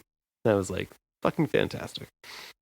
That's the one I gave a 3 to, and rightfully so. It's not bad. It's not a 1. I was being facetious. I was hamming it up for the audience. I did it. I checked the boxes. I referenced Battle Line and the anime trilogy in the past 10 minutes. Well, we don't need the music set up. Let's talk about purchases because we got company. Well, let me do my thing. Do it. You got any figs? Sure did. All right. I got to pay homage to Norm Macdonald. Spoilers. You're going to do an unboxing, so I think you should go a little bit last. Okay, a little bit last. We should go last. I should go a little bit last. Just a little bit last. Semi-middle. And Rob, you're the guest. Why don't we have you go first? I think, like I said, this is Monday. We're recording this live on Monday in the future. You have a video that came out maybe the same night that we didn't record this. Maybe you want to touch on that a little bit. Yeah. Let me collect my thoughts real quick. Yeah, I got holy shit, your name is long. Look at that fella. That is beautiful. This is the Bandai Movie Monster Series Burning Godzilla Godzilla Fest Extra Edition Shinjuku Total Advance Meltdown Godzilla. There you go. I love it. And he was recently made into a Godzilla store exclusive, so you don't have to pay 9,000 to 10,000 yen or a couple $100 for him. You can get him for $20 with, all the Zen Market proxy site stuff. Really love this guy. Very good. But my other little addiction that I've kind of been going on through, I've been getting more of the Bandai V Godzilla collection stuff. So I got myself an original Hedorah. Look at this thing. Oh, look at that. This brick. That's sick. Look at those plastic eyes. That is awesome. Right? Look at those colors, dude. Like, I'm so addicted to like the that old looks so cool. Yeah, that's fantastic. Like, look at that. Yeah, that's look great. At that face. That's a face every mother could love. I love it. Look, the coloring on that's it's fantastic. So yeah, I'm getting really, really deep into the Godzilla collection stuff, and I've got a bunch. Unfortunately, not even close to getting a complete set on that. But this next one isn't a Godzilla collection. This is what the heck was this called? The Godzilla Island Monster Series King Ghidorah. Finally, I've never had a proper 6-inch Heisei King Ghidorah, and I got him with the tag. So I was really happy about that because I'm a tag queen, as some people call me. Bit of a tag queen, and really happy about this. Can I interject on that for just a second? I am not a tag queen. Like, I cut the tag off of my Gigan. I kept the tag, but I cut it off because I was like, I wanted to use it for OIWF stuff.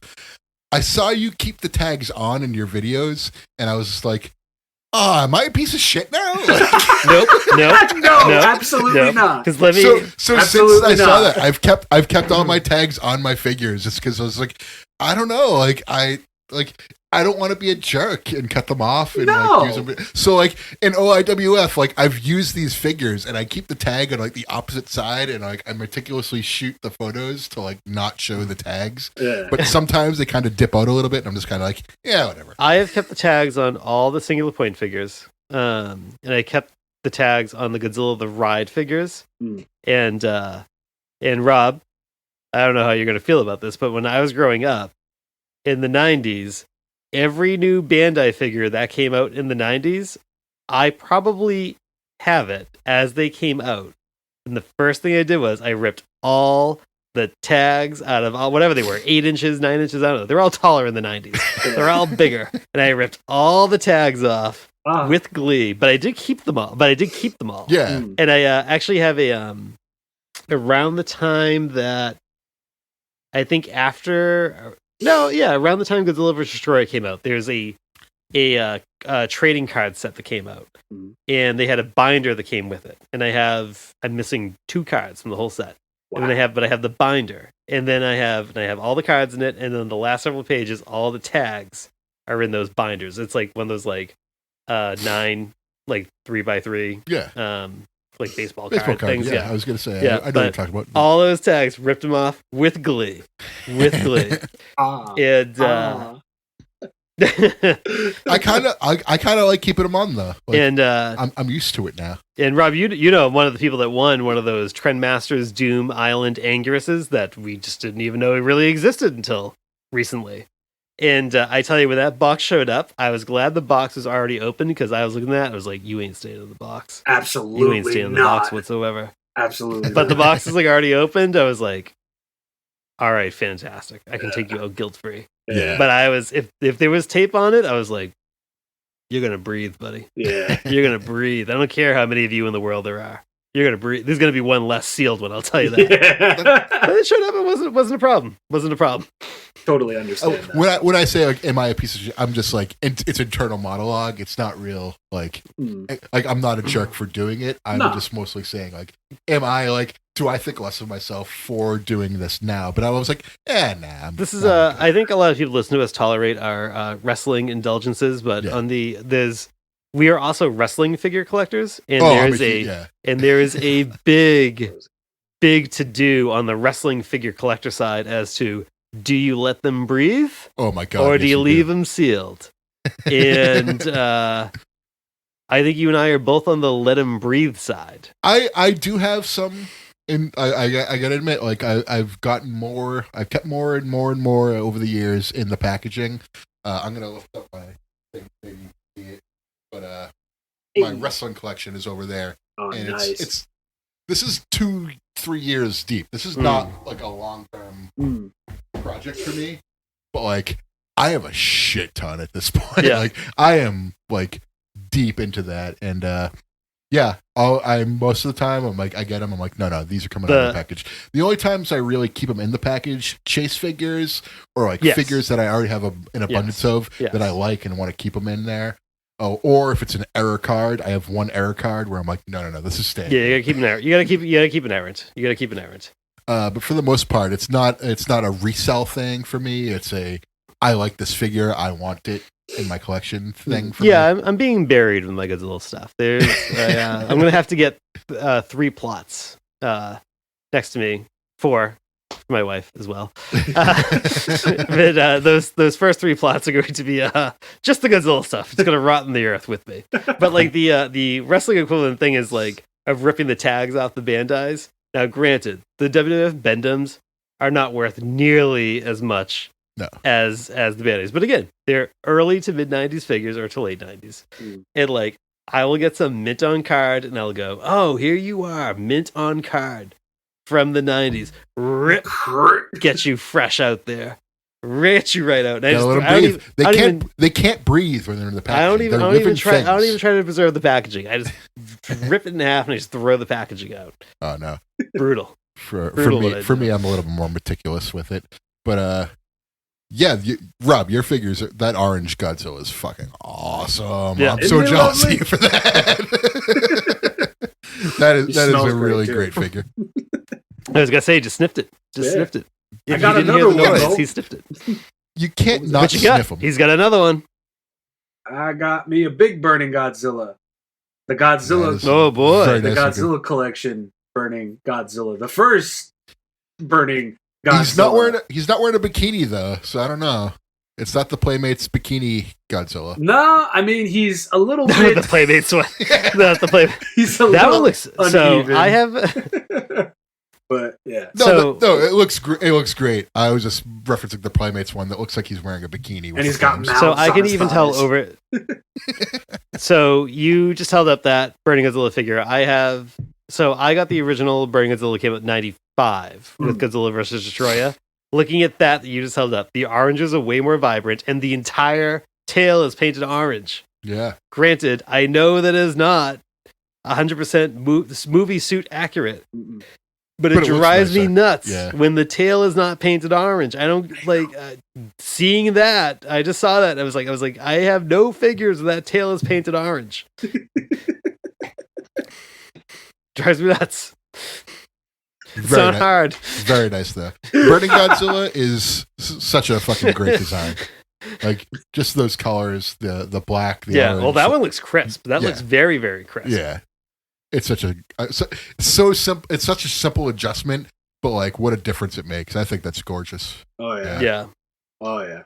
Like Bandai in 1995 were on something. They absolutely were. Mm-hmm. And I really do wish they would go back to special figures like this that were bigger, had all the paint applications that they needed, because I don't know, something about a giant vinyl figure, it's just because I have massive nostalgia for vinyl figures, but something about a giant vinyl figure just feels all the more special. I don't know why. I couldn't tell you why.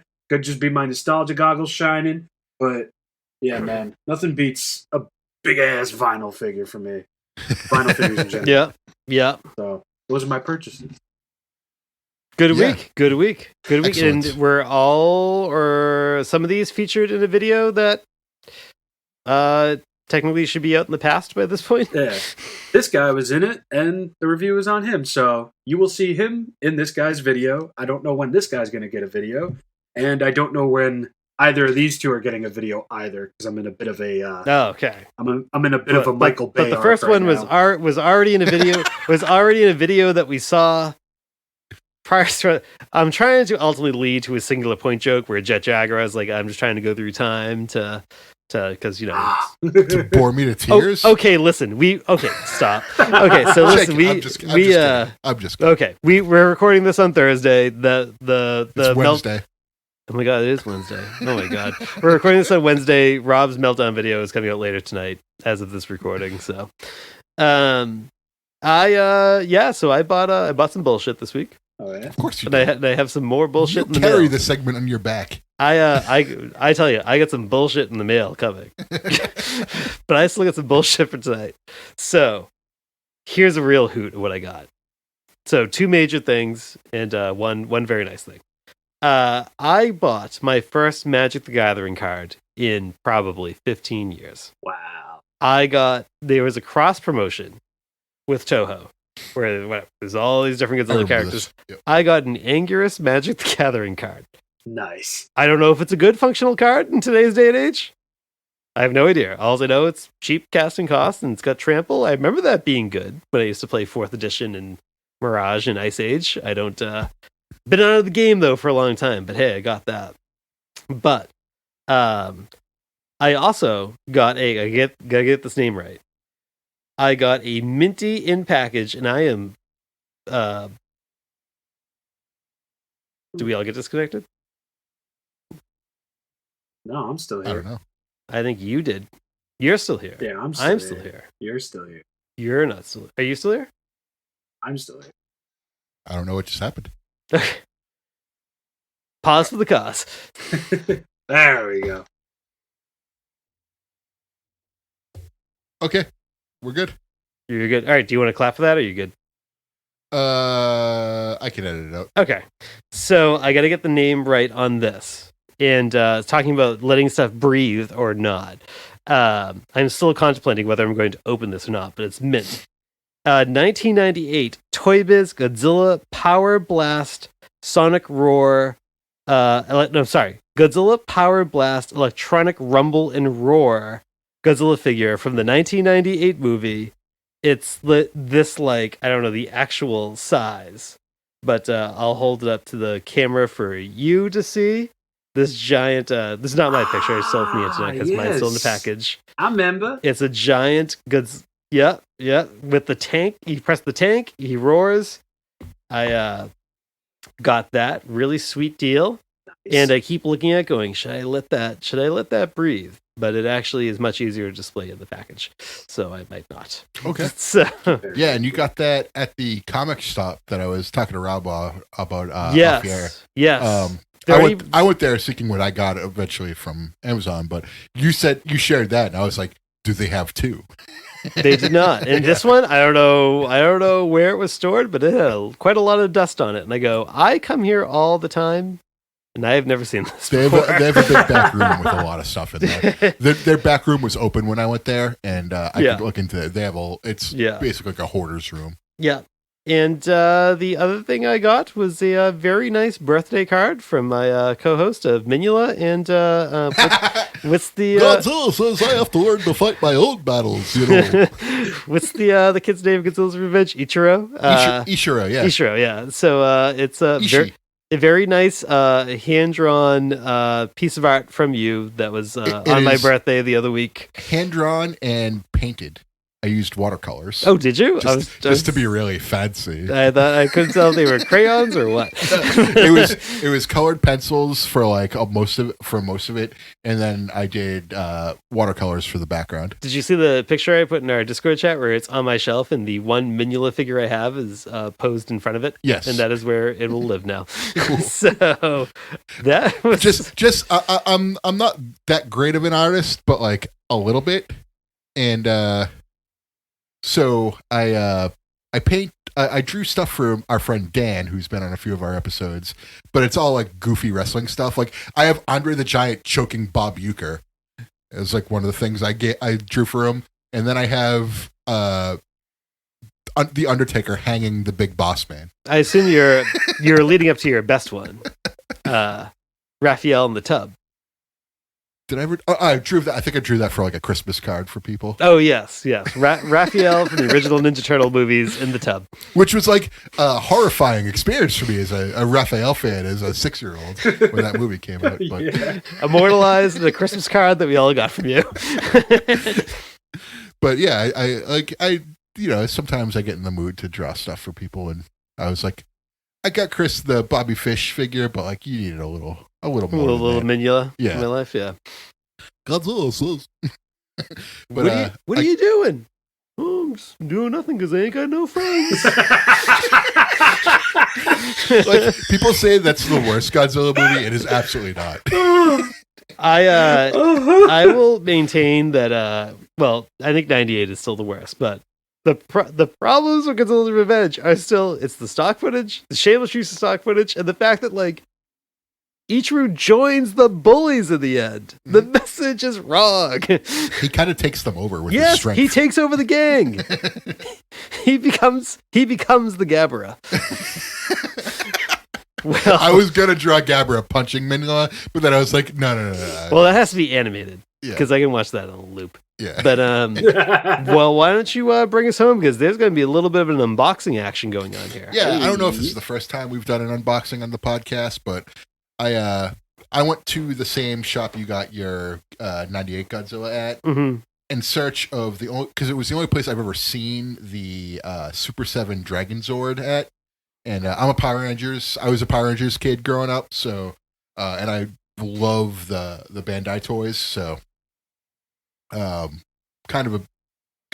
saw these come out and I was just kind of like, you know what, yeah. I'm getting in on this. Just the Zords, not the Hulk set, but excuse me, just the Zords. And so, the shop had them, but they're a little overpriced for me. It was a little too much for me. I'm more of a frugal shopper.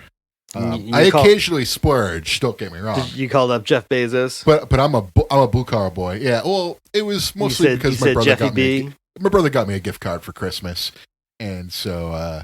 I was like, all right, I couldn't find it at the shop. Monday, I was at work. I wasn't having a good day at work, particularly. If you follow me on Twitter, you'll understand.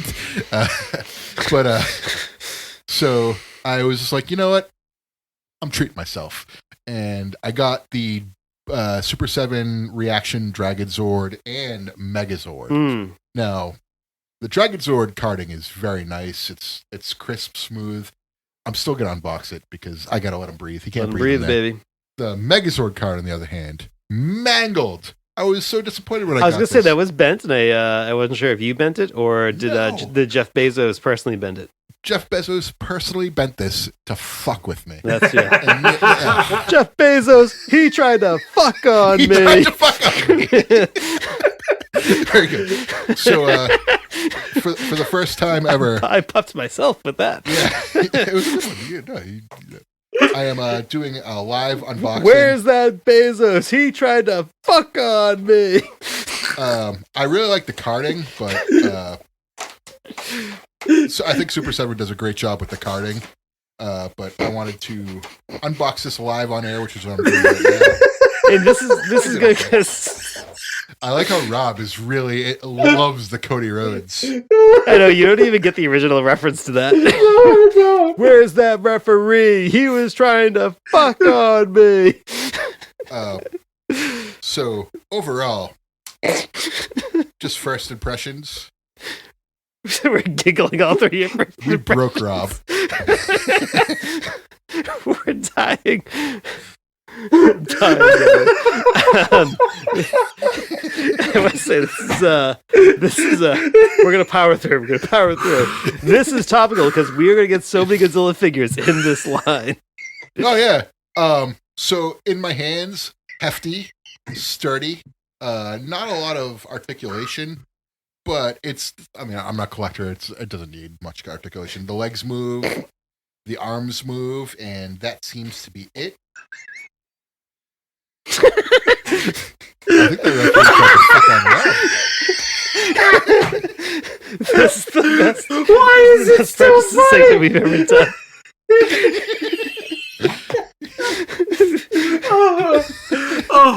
Okay.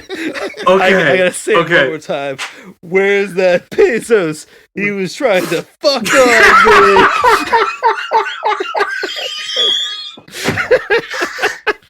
Stop it!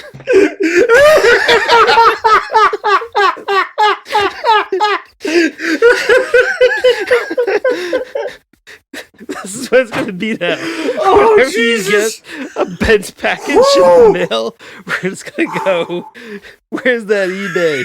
It tried to fuck on me. Oh, I gotta say that in a video. Oh, Jesus, damnation Christ. You will get some additional subscribers. All this will stay in. All this has to stay in. Absolutely. This is fantastic. This will get it out. Rob, I will shin you the Rob, I'm going to say send, but I said shin. I'll shin you. I'll shin you the original video that we are referencing. Oh, please do. Yeah, I'll let you hold it. Really like that. Dragon Zord, for me, the best Zord design ever, the original Dragon Zord. I'm only a season 1 Mighty Morphin Power Rangers kid. Once they went into the new figures. The tail in the packet? It rotates. It doesn't bang. Okay. I didn't want to twist it too hard. Yeah, it's not mine. So I really like Dragon Zord. Like that was a must for me. It's cheap enough to where I didn't mind. Man, if this is like what we're getting for like the Godzilla figures, this is gonna be awesome. So I had another one though. I got Megazord. This one comes with a sword and the Mastodon head as a shield. Nice. Look, Rob, paint the tail all the way to the end. Hey, Super 7, the real ones. You hear me, So I'm opening this one up too. Megazord is what sucked me into that show. So throwing that to the side. Oh yeah, they smell fantastic. Awesome. Oh yeah, that new toy, nice and fresh. Yeah, Super 7's got that. Super 7 has that new toy smell down. God bless. You're gonna like the way you smell. I guarantee it. Men's Toy House. So it comes with like I said, the Megazord sword and the Mastodon head as a shield. It's got the sword, kid. The sword. He hit it with the sword, kid. We shouldn't do the other line from that. Nope. So this figure, again, looks fantastic. Legs move, arms move. Not so much articulation. It looks like it's just 4 points, but enough for me. Gonna put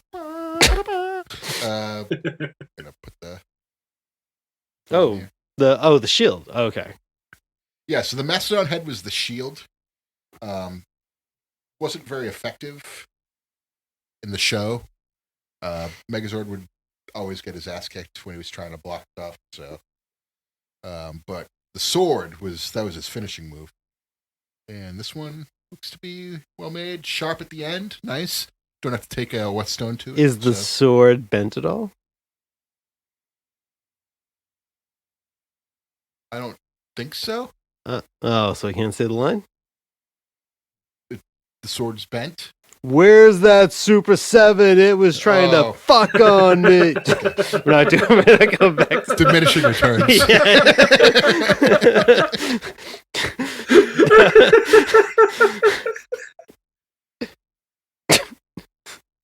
But yeah. Still worked. Thinking I'll make Dragon Megazord a righty with the sword overall. Is that canon? it's canon, but Link is a lefty, so I don't know if I was going to go the Link route or what. Overall, the joints are this much looser, I feel like. You can walk pretty well.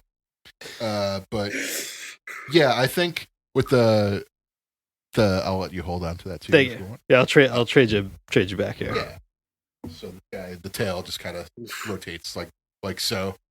But overall, if this is what we're getting for Godzilla, I think he's like heavy for what they are too. I think you're in for a nice little thing to display. They're not terribly big, so if space is a concern, these are gonna be fine for you. I think it's like 4 inches maybe at the most. If the Godzilla ones are in scale with this, you're gonna have quite the little display shelf. Yeah, that's what I'm thinking. Like Super 7 makes a ton of different lines too. Like it doesn't just necessarily come with like kaiju. Like I got my friend who's he's the bass player for Fit for an Autopsy, and I got him a Rob Halford. Name dropped. Yeah, Super 7, and for his birthday, and it's cool. They have King Diamond ones. They have I get the Stranger Things ones. I get the late 70s Andre the Giant reaction figure where he's got the vest. Right, that figure's sick. They're all over the place with these lines, and they do the Misfits Crimson Ghost. yeah. They do rock. They now do Jason Tatum. They do sports too, right? So you'll get that, and he will win us a championship one day. I guarantee. I hope so. Yeah, I hope so. And overall, I really like this line. They're not super expensive. You can find them at stores. $18, a little bit more. $18 is like the price point. Yeah. So if you could find them for that, I'd say go for it. They do more Power Rangers figures too. Like they do like the individual Rangers and like Rita. They do a ton. I can't believe how much they do. Putties, Zed.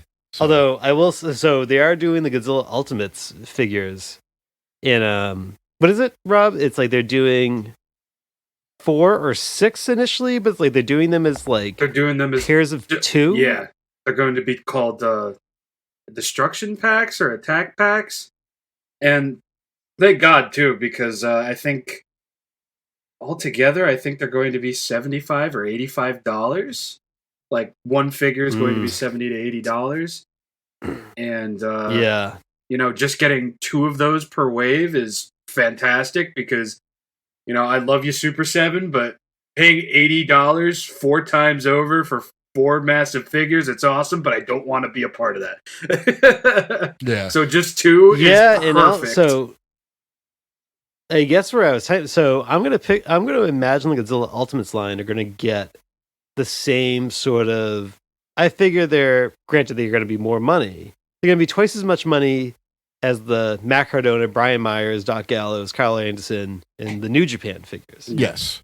And again, now I guess we're going a little side wrestling figure tangent, but it's like that Myers and Cardona, they look great, but once people started getting them in hand, they were kind of these might not actually be worth the $45. Now, granted, that's people they're trying to make scans of, and the scans are a little up and down. The Gallows and Anderson figures are not accurate at all. Right. And they weren't as hands-on as Myers and Cardona were. But the Myers figure, his face is his head is not. He actually sounds disappointed on their podcast when he unboxes it, and he's like, "Yeah, in the right light, my head will look like the prototype." He legitimately sounds disappointed. Damn. And Cardona's figure came out great, but Yes. But and some people were talking about I saw so I'm in also the Major Pod wrestling figure Patreon group, and it's they're people were I got arms popping off. Not a lot of people, but it's the figures arrive stiff, and when they try to move the arms, some of the joints would pop off. They could fix them, but I was I don't know now. I'm now I'm a little nervous with the Ultimates. For Godzilla Ultimate. I said this on the previous podcast. I have one of the New Japan figures, the Kazuchika Okada, and I paid $45 for it, and I was like, okay, I'm only getting this because I like the wrestler so much, and I need him represented in my figure collection. There's no way I can't have him represented, so I got him, and it was just kind of okay, it's I have $20 figures that are more accurate to what they're representing. And I get that like Super 7 shorter like runs. Yeah. They don't make as many, and they add a lot more. Like there's more hands, there's a lot more additions to it. Like I think they could probably scale back the additions and focus more on like making the figures just like super accurate and like very lifelike. Yeah. If they did that, they'd probably get a better reaction, like from their higher end figures. Yeah. But like the price point for these, like I said this before previously too, like I'm more of like the blue collar guy. Like I don't like spending a lot. You're on Bruce figures. Springsteen. Yeah, like born in the USA. Tramps like us, we were just born to run. I got into the NECA Godzilla figures because they were always like $22 at Target or whatever. So I was just like, okay, I will drown myself with these figures, and I did. I got the whole thing. So I mean, this could be a hot take without ever seeing any sort of render or anything. I feel like this is not going to replace NECA in the least. That's what I was gonna say. Like the NECA figures, like are super accurate. Like some of them look better than others. Don't get me wrong, but for these Super 7s to be $80, they gotta be like chef's kiss, like spot on. Yeah, like they gotta be X plus level. I think the reactions are gonna steal the show, like the Jacksonville Jaguars. But I think, new beach house. I think I don't know. I was going to say this, but now I'll just ask this. Rob, is there one new figure line this year that you think is really going to be the all-star this year? Mezco. Yep. Yes, that's it. Mezco, easily. Mezco is going to be it. Yeah. I feel like everybody is low-key not... They're sleeve. Yeah, they don't pay attention to Mezco. Very, very sleeve. And it's like... And like that Ultraman Red King set came out, and I didn't even pre-order that because like I don't know how I missed that, but I saw your video and I was like, oh, this is out, yeah, and I ordered it and I got it and I was like, this is fantastic, and I already had all the Godzilla sets. The Godzilla and Mothra sets are all the Trail Monster set, the Mothra set, and the Hedorah set. I have them all pre-ordered. I didn't even know the Ultraman Red King thing. Like, I feel like that just like appeared. I don't even remember even hearing about that. I've been waiting for this since like last spring, I think it was. Yeah. That's when they announced it? I believe so. I was like, it's been a while ago, yeah. Long time. The Trail Monster set they announced. Yeah, the Trail Monster set, they announced that last spring, and I pre-ordered that the day they announced it. Yep. Both of them. And same thing with the Hedorah set and the Mothra set. The Ultraman one, I don't even remember that getting announced. Oh, yeah. That was another instant. It appeared in my YouTube feed one day with you doing a video, and I was like, wait, what? This exists? And I was like, because I've been waiting for these other ones. And now this, and like, I got that, and I was like, these are incredible. Yeah. And I think Mezco. I don't know. I looked the other day. One of the Trail Monster set has had its shipping updated to March to May, yeah. And the other is April to June. Oh, they changed it's like the weird. other one? It's like, yeah, so so one is like March to April, and then set one is like April to June. Mothra is June to July, and then the Hedorah set is late summer, I think. Late summer to September, something like that. Yeah. I think they're all supposed to be out by the fall, but hopefully. Yeah, that Trail Monster set, I have an empty shelf sitting in my basement annex of my collection that is meant just for Mezcos. Oh yeah, I got some space picked I keep out over looking there. at it. Oh yeah. Yeah. Yeah. We're of same minds. I just sit there and go, this is space reserved. Yes. Is what this is right here. Yes. I am SOL on space right now, so I have not purchased any of the Mezco sets. I'm pretty much just gonna look at yours. You don't, but I will say this: you get FOMO pretty bad sometimes, I think. And when you come over and you see, especially the Trail Monster, or maybe at least the Hedorah set, by the time that comes around, I bet you are going to see it and you're going to order it that night. You know what? I'm going to probably have 9 or 10 White Claws and Yeah. Yep. Yeah. Yep. That's how this works. I'm just calling it like I see it. Yeah, no, you're 100% accurate. You know me well. I do want to say, but I've said nothing bad about those figures till now. I just have been not on the ball in getting them. Yeah. Sorry, Rob, what was that? I just wanted to say with the Super 7 stuff, I'm a little on the worried side too, because $85 a figure is, it's a bit of it's a steep hill to slide down, even for somebody like me who's a whore for this stuff. But I have a feeling, and I'll call it right now, it's going to miss the mark with a lot of people. I think a lot of people are expecting this one grandiose thing, and Super 7's like, oh no, we're doing something entirely different. Because me personally, right now, especially after them dropping the Marusan Godzilla, I think they're going to do, because they said they were going to start with the more modern designs backwards. I think they're going to do all these in a theme of Marmot and Marusan, and they're just going to be articulated. I don't think they're even going to. Now, if they do that, then I'm like, well, shit, now I got to buy them. Yeah. So. And the guy said in one of the live streams that they're big. It's wide-wise and everything. Yeah. They're huge, as he's saying. And I'm keeping an open mind for it. I'm definitely going to be buying the first two for sure. But I definitely think, overall for 2022, it's Mezco's year. It's 100% Mezco's year. Yeah, but agreed. Haya Toys are making articulated Godzilla figures this year. I don't know if you've ever. That's right. Yeah. So that could very well be the successor to NECA over Super 7. Because they're articulated like AVP toys. That's the word. That's the word in the street. Yeah, because their articulated AVP stuff is honestly really good. Ultrazilla has been on that shit since day one. This dude's been covering all of it. I've been watching as many as I could, and it's not gonna lie, I'm pretty hyped. These guys doing Godzilla, it sounds like it's gonna be a good investment for sure. Are they? What's their price point? Just rough estimate. I believe they're $20 to $25 each. They're around that NECA. Yeah, that's why people are saying it's they might come in if they keep it consistent. They might fill the NECA void. Yeah, because they said that they want to make them cost effective. They want them to be accessible to everybody, which is what the franchise needs right now. Because fucking $85. I don't need frills and.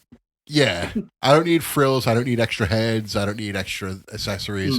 What NECA did, they gave me the box with the poster on it. I love the NECA presentation. Love it.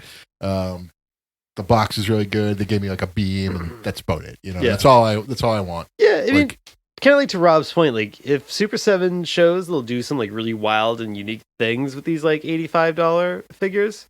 That's one thing. If it's just another okay, here's another Godzilla 93, Godzilla 94, kind of another hazy Godzilla figure that looks just like 20 others you're already getting the shelf. Yeah. Paired with something comparable, you guys kind of be well, I don't need that. But if if they do a Marmot thing or a really unique thing. But on the flip side, I don't want it to be I have not bought a single thing that Mondo has put out because I look at that go these $300 statues or $200 statues that plus the bots get they them. also take zero. I was about to say is they take zero efforts from preventing bots from buying them. Yeah. They don't. That's Mondo did the cartoon Godzilla statue, right? Yes, yeah. they did. It's the colors don't really match. It's I kind of wanted to get one. There's someone who's 3D printing Hanna-Barbera Godzillas on Etsy, and it's they match the colors pretty much exactly to the show. And the Mondo one looks like it's the color scheme of Reptar from Rugrats. Yeah. And it's a couple $100, and again, they made no effort to stop bots from just scooping these things up. Well, I mean, that's kind of what smaller companies are doing too. They're just letting the bots scoop them up and. Get their brand out there. I think Mondo is a much bigger company. I just don't. They can afford it. They strike me. They can absolutely afford they a program. Strike me as they just strike me as they don't care. Even a company like NECA usually doesn't care either. They'll just let the bots scoop up the figures and whatever. Oh no, there was a whole thing with NECA. There was a whole thing with NECA at one point where they were putting up their Comic-Con exclusives. And then one year they just got absolutely ravaged and people got on them hard enough. And they actually did like set something up that would pretty much just cancel out bots. And I think it remained that way for a while. And that's what Mondo needs to do. That's what I mean. Like before they did that, they just let bots just skip them all over. Before that, it was like the Ninja Turtles figures in general, just impossible to get. Like you got to be real lucky to find them in stores or your SOL because you're not getting them online. The only NECA Turtles figures I've seen are like the cartoony, like bad guys, like that nobody wants. They're basically peg warmers. Yeah, and I haven't seen any of those. Well, oh really? Yeah, Ninja Turtle stuff is just up at the Targets. Gone. Up here, it's just like you just get the bad guys and that's it. Like no turtles. I've never seen a turtle. And like the only thing that came close was I saw like Foot Clan guys once, and I was like, anyone want them? I'll scoop them up and you can have them for cost. But nobody wanted them. I'm just like, all right, I'm gonna stop looking for these then. Yeah. I was busy washing my hair. Yeah. Well, guys, this was great. I don't know anything else on these topics. I'm good. I think I've said my piece. Love the Atari games. Yeah. And the reaction figures are really nice. Yeah. Well, fuck. There you go. Rob, great to have you again. Always fun. Always a pleasure. Yes. You know, I was trying to think of some witty way to end this. Failing. Do you want to plug anything, Rob? Like your channel or anything you got coming up? Google ShinRobjira and just follow everything, and that would be great. Thank you.